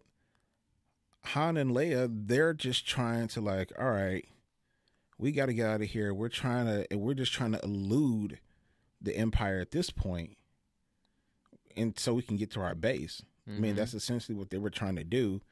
And they just kept getting like stonewalled every time, whether they were every time, like whether they were stuck in the monster's face. Well, first of all, they got chased into an asteroid field. Then they had to get into this little worm thing, and then they had to fly out of that. And then now they had to go like, all right, well, let's just go hang out with Lando real quick. And then Boba Fett tracks them there, and then crap, now I'm in Carbonite, and you know, so it's just like this whole thing. It wasn't a very good day. It wasn't a good day for them, and it's just like, all right, you know, the ship keeps breaking down. I mean, there's all these different issues, so it's like it's building that tension once again, and you didn't feel any tension in there, like in those moments, there was no tension at all. In the Rise of Skywalker, especially, yeah. I mean, you know, we could talk about The Last Jedi, but man, in The Rise of Skywalker, it was like there was zero tension. So, I mean, I thought that some of the individual actors, like, you know, Adam Driver did really good at expressing some of it, but it was like everything was just like, you know, they'd find something, oh, okay, well, let's just do this, and oh, here it is, and it's kind of like everything came easy. Yeah, at least like in Return of the Jedi, it's like, okay, the tension really came was like, you know, when Luke realized that he has to go face Vader. Like that whole moment when they're standing on that bridge and it's foggy and it's just Leia and Luke. Yeah. And Luke is really pining over like, okay, what he has to do. Leia doesn't quite understand, but then he reveals to Leia like that. See, I wanted more of that, man. That's what I'm saying. Like that type of stuff. I really wish that they had explored more Leia, you know, coming to terms with her family lineage. Yeah, but then like even how Han kind of got involved in it, because then Han had these feelings for Leia, and he's thinking one thing. He's thinking that she's got a thing for Luke, and it's like, no, so that's great. Not it. It's really like, I understand what, and she can't tell him because he wouldn't understand. Oh, but you could tell Luke. That's who you could tell? Yeah, and then he feels bad. Like, oh, okay, I screwed it up. I mean, the best thing, too, is like, you know, at the end when he's kind of like, all right, when he comes back, I won't get in the way. And she's like, it's not like that at all. And then she's like, he's my. Then when she tells him, he's just like, wait, what? See, that's what I'm saying. Yeah, like that. I bet you his mind went back to that kiss on Hoth. Like, wait a second, what kind of like weird relationship? Well, you guys are from Southern Tatooine, all right. So, you know. Well, wait, and DP Dishy brings up something that you know I definitely want to address too, where he's kind of like Episode 9 wasted no time at all getting into it and moving it along, and that I think. Because this goes along the lines of what we were talking about, that I think is both the strength and weakness of the movie. True. There's times where it needed to slow down. Yeah. And I mean, I thought that it was, I mean, it's kind of weird. It almost sounds like I'm all over the place with this, but I think that there are people that accuse it of moving too fast, and it's not quite as bad as I think what they're characterizing. There were definitely some slower moments in the movie. Mm-hmm. But overall, yeah, it needed to breathe a little bit, and I get what he was trying to do. You know, I mean, let's face it, The Last Jedi was kind of like an overblown Battlestar Galactica episode or something. Well, that's what I'm saying. I think that's what I'm saying. Like, I think that Last Jedi moved too slow in some areas, and didn't explain enough in that time when they didn't maximize the use of their time in that.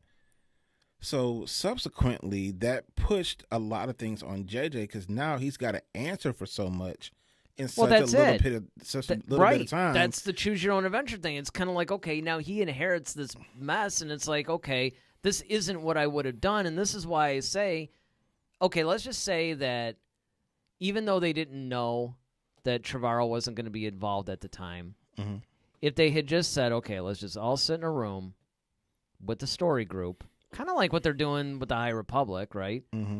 And let's just flesh out the story. It could be basic, so that way it gives each director plenty of room so they can, okay, you know you got to start here and end here, but what you do in between is pretty much up to you. Yeah. If they had done that, I think that it would have been a little bit less of a mess because, yeah, exactly, you're right. It suffered from the fact that these guys basically would come in and go, great, what am I going to do with this now? Because this doesn't resemble the story that, JJ probably would have done if he had made 8. Well, Deep Dish, he said, I thought it was a couple of movies jammed into one and set to puree. But I mean, I agree, and I think that's one of the things because when you look at 8, and this is the problem goes back to the original question of when you introduce too many characters, it's almost kind of like the Batman problem. Oh man, yes. So it's like, Batman problem is like when you put too many villains in there and then now you got to explain everybody's backstory.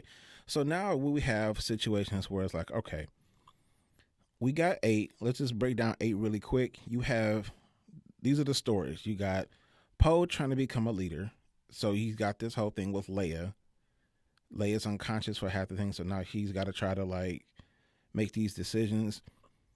Finn is still trying to run from his whole situation. And so he's running off with Rose. And then you got Rey over here with Luke. So essentially, you got 3 different and then you still have the, I guess, yeah, you can kind of combine the whole Republic issue with Poe and Leia. So those are the 3 major stories in 8. So you're trying to weave all this stuff along with introducing new people. Like, okay, now you got, what's her face? I mean, what's his face? Benicio del Toro. You got his character. You're trying to get him. It's like, okay, you got to find this code breaker. You got to find now. Oh, on top of this, now you still got Kylo and Snoke. I forgot about, but you still got them. Oh, and then you got Kylo and Rey too, and then you got Rey and Luke.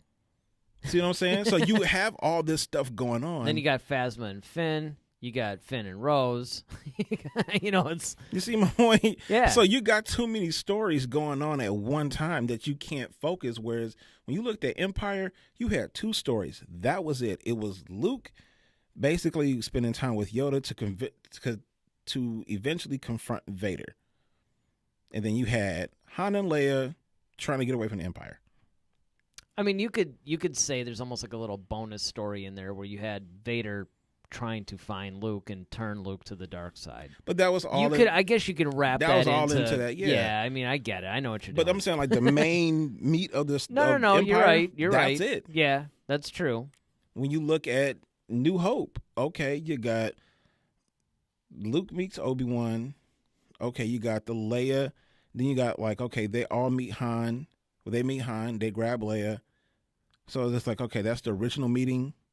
Well, I mean, you could say that even with A New Hope too, right? And then you got Return of the Jedi, same thing. Well, the one thing that the original trilogy did that was really cool was it basically just had 2 stories. Yeah, you really just keep it simple. You split the team up, and then, or in the case of Return of the Jedi, and a little bit with the New Hope, you kind of have them together at some point, and then they split off again. And the prequels, though, kind of did the same thing a little bit. Slightly. Because you didn't really have too many stories going on. The only thing they did was they took a bunch of characters and they just sort of broke them off into groups.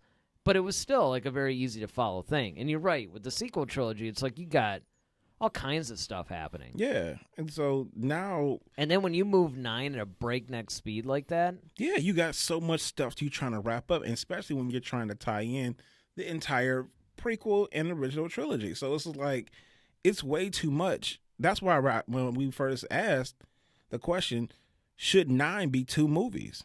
Oh, yeah, I remember that. Remember? Because I felt like... Well, you know what? And I was right. Because You're talking about Zori Bliss, but I'll tell you what they marketed, like a Phasma thing. It was those stupid Sith troopers.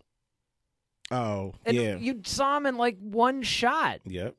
They didn't even do anything. They just stood there. Yep. They just walked by the frame. Yeah. Because they like, look cool. You know, they had even less to do with Phasma, and they were all over that for the marketing. I was excited. I'm like, ooh, Sith troopers? Like, they're combining Siths and Stormtroopers? Yeah. And all it was just like, okay, it was just the Sith army because Palpatine was just taking control of it. Yeah, and I mean... That was it. It was once again, it was kind of a utilitarian thing, but again, it's kind of like you said, it's the marketing. The marketing is the thing. Yeah. You know, exactly. DB Dishy said, Yeah, but they look neat, though. Oh, definitely. Oh, yeah, that's why we got so excited about it. Just like we love those Death Troopers in Rogue One. Oh, yeah, but see, now at the least Death Troopers... At least those guys Those guys actually had something to do, though. And they kind of talked, even though it sounded like it was like through a walkie-talkie. Yeah. But, you know, they talked, they actually... Yeah, I mean, and they got weren't business overused done. or anything like that, but they were... You know, I felt that it was pretty fair. And the other thing is they weren't heavily marketing the Death Troopers either. I mean, they were in there a little bit, not like the Sith Troopers.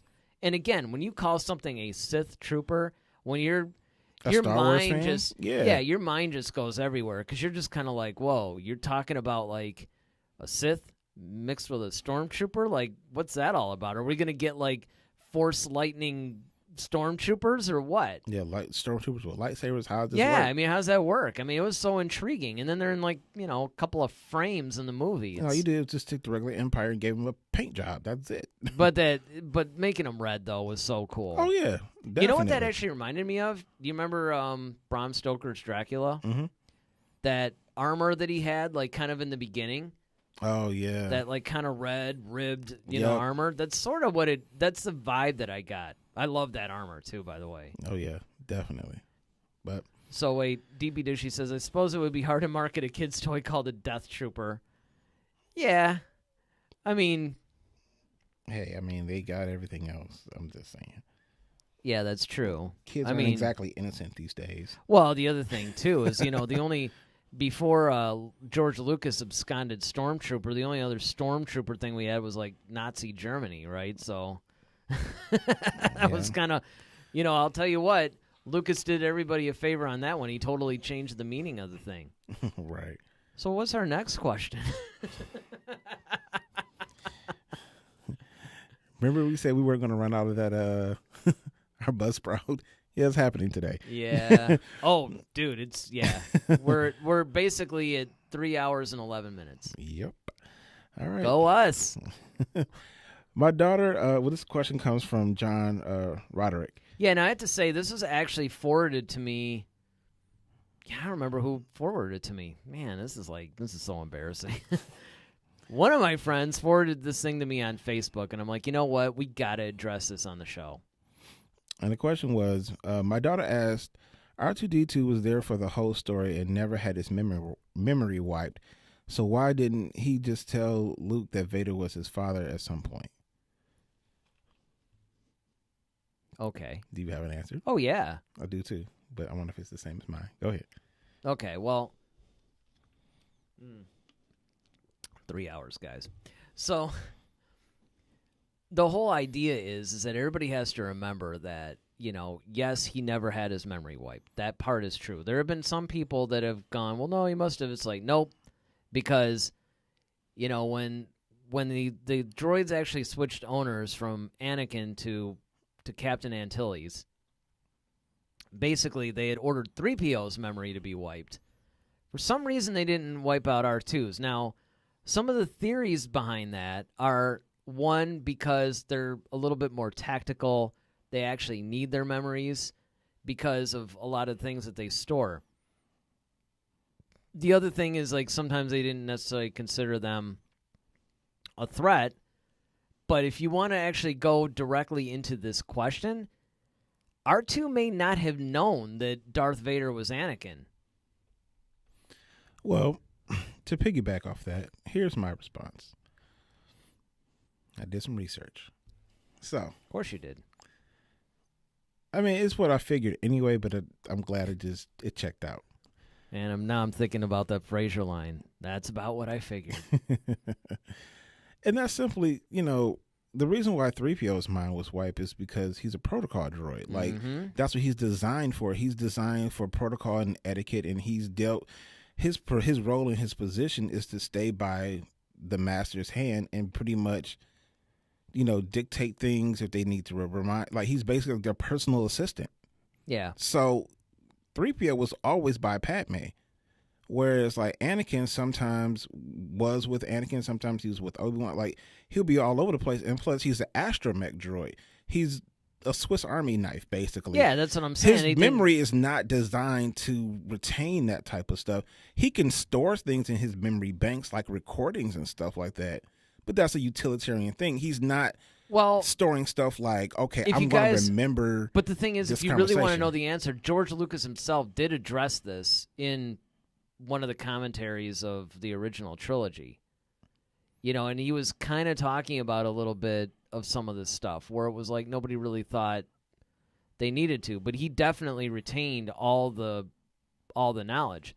There's an interesting theory going on right now, though, that really intrigued me, that when R2 restores 3PO's memory at the end of 9, that it was the entire, like it was some sort of a backup of like the entire thing, and now he has all the knowledge that he had from the time that he was built. I don't remember. There was a couple of key things that they clued in on, that they did that. But, because remember, R2 was around, who knows which backup, he can use. I mean, it might not have necessarily been the one before. The most recent. Yeah.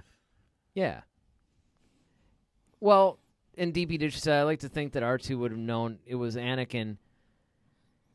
It was tough to say because you have to remember that there's two schools of thoughts on this. Okay?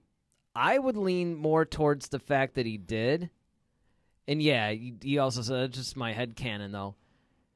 I actually lean toward the fact that he did only because R2 was still around Anakin after he became Darth Vader. In fact, I thought that was actually kind of a cool little thing that Lucas did, that I don't know if he did that necessarily consciously. Yeah, but I mean, he wouldn't have known that Anakin switched to the dark side, though. Well, he kind of knew something was up, though, because, Anakin kept telling R2 to wait outside or whatever, but, when he was going around doing some of this stuff. But that's why. He was around.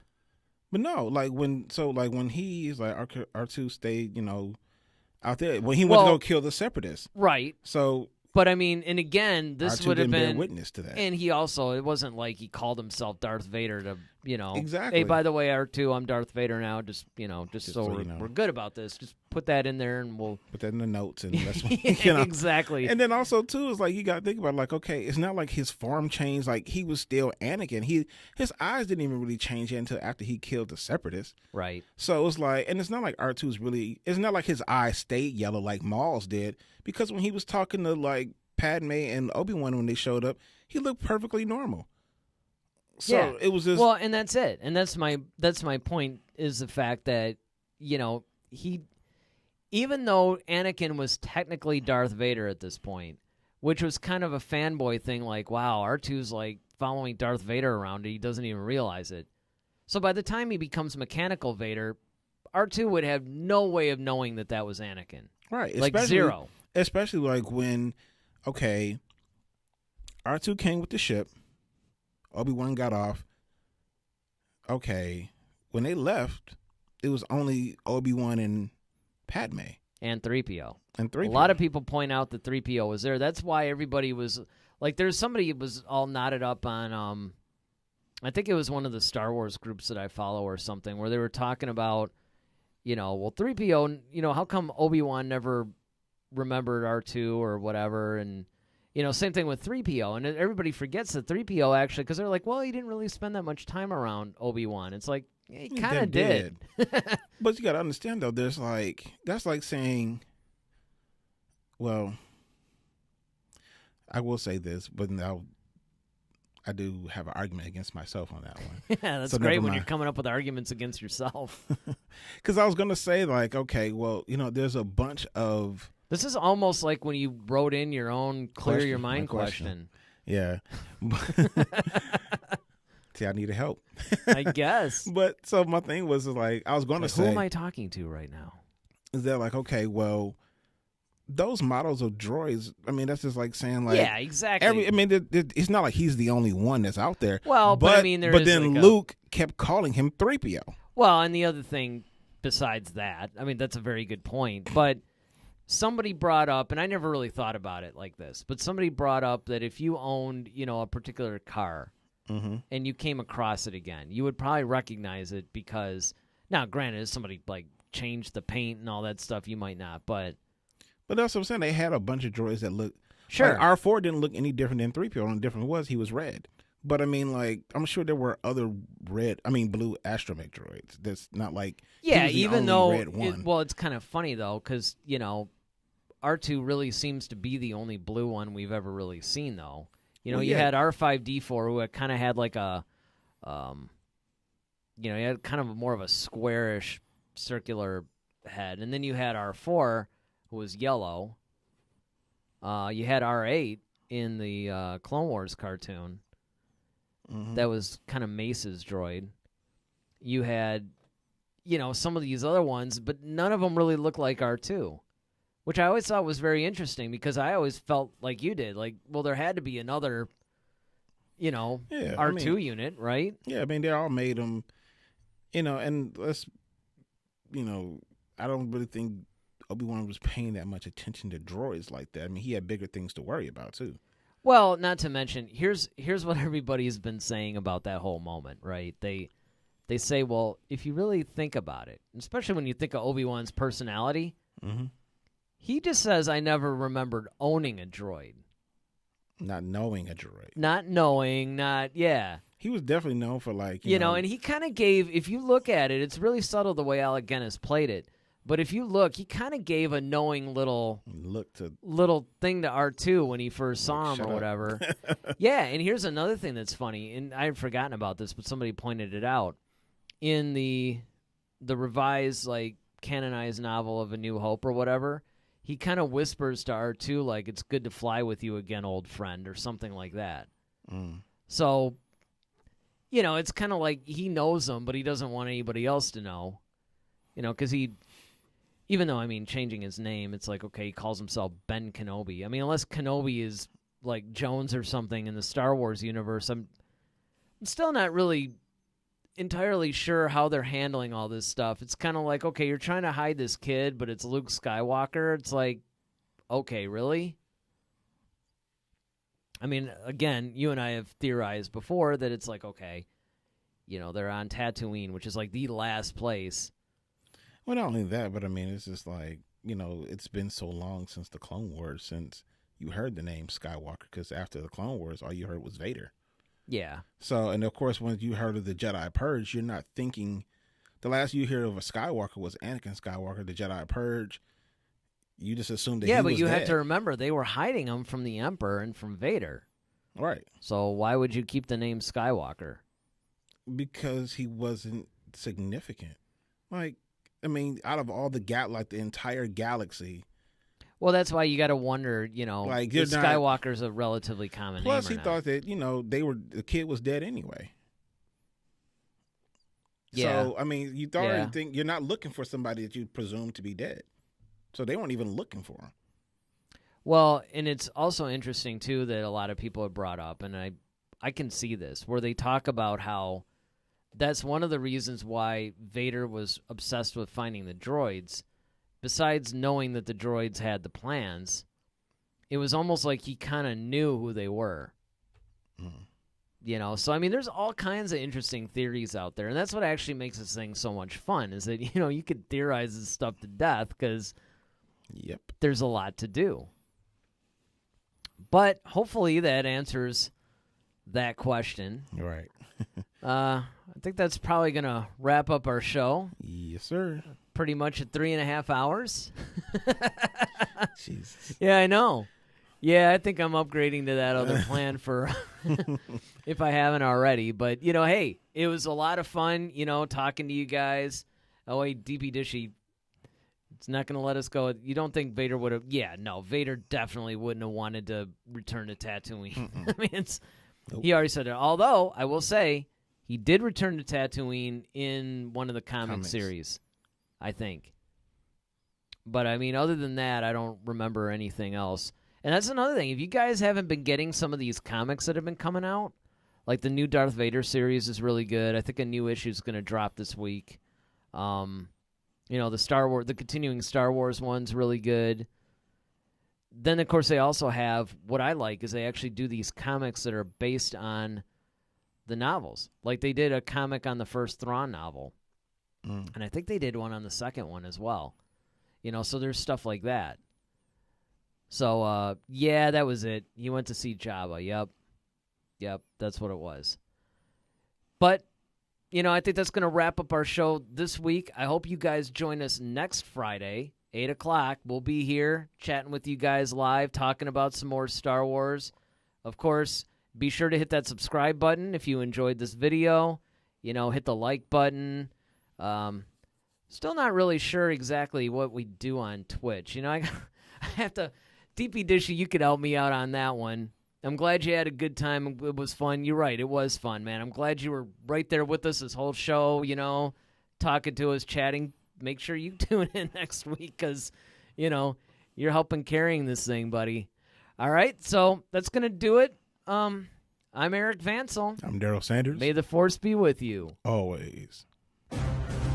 Head to Head, a Star Wars podcast. Be sure to follow us on Twitter @HeadToHeadSW.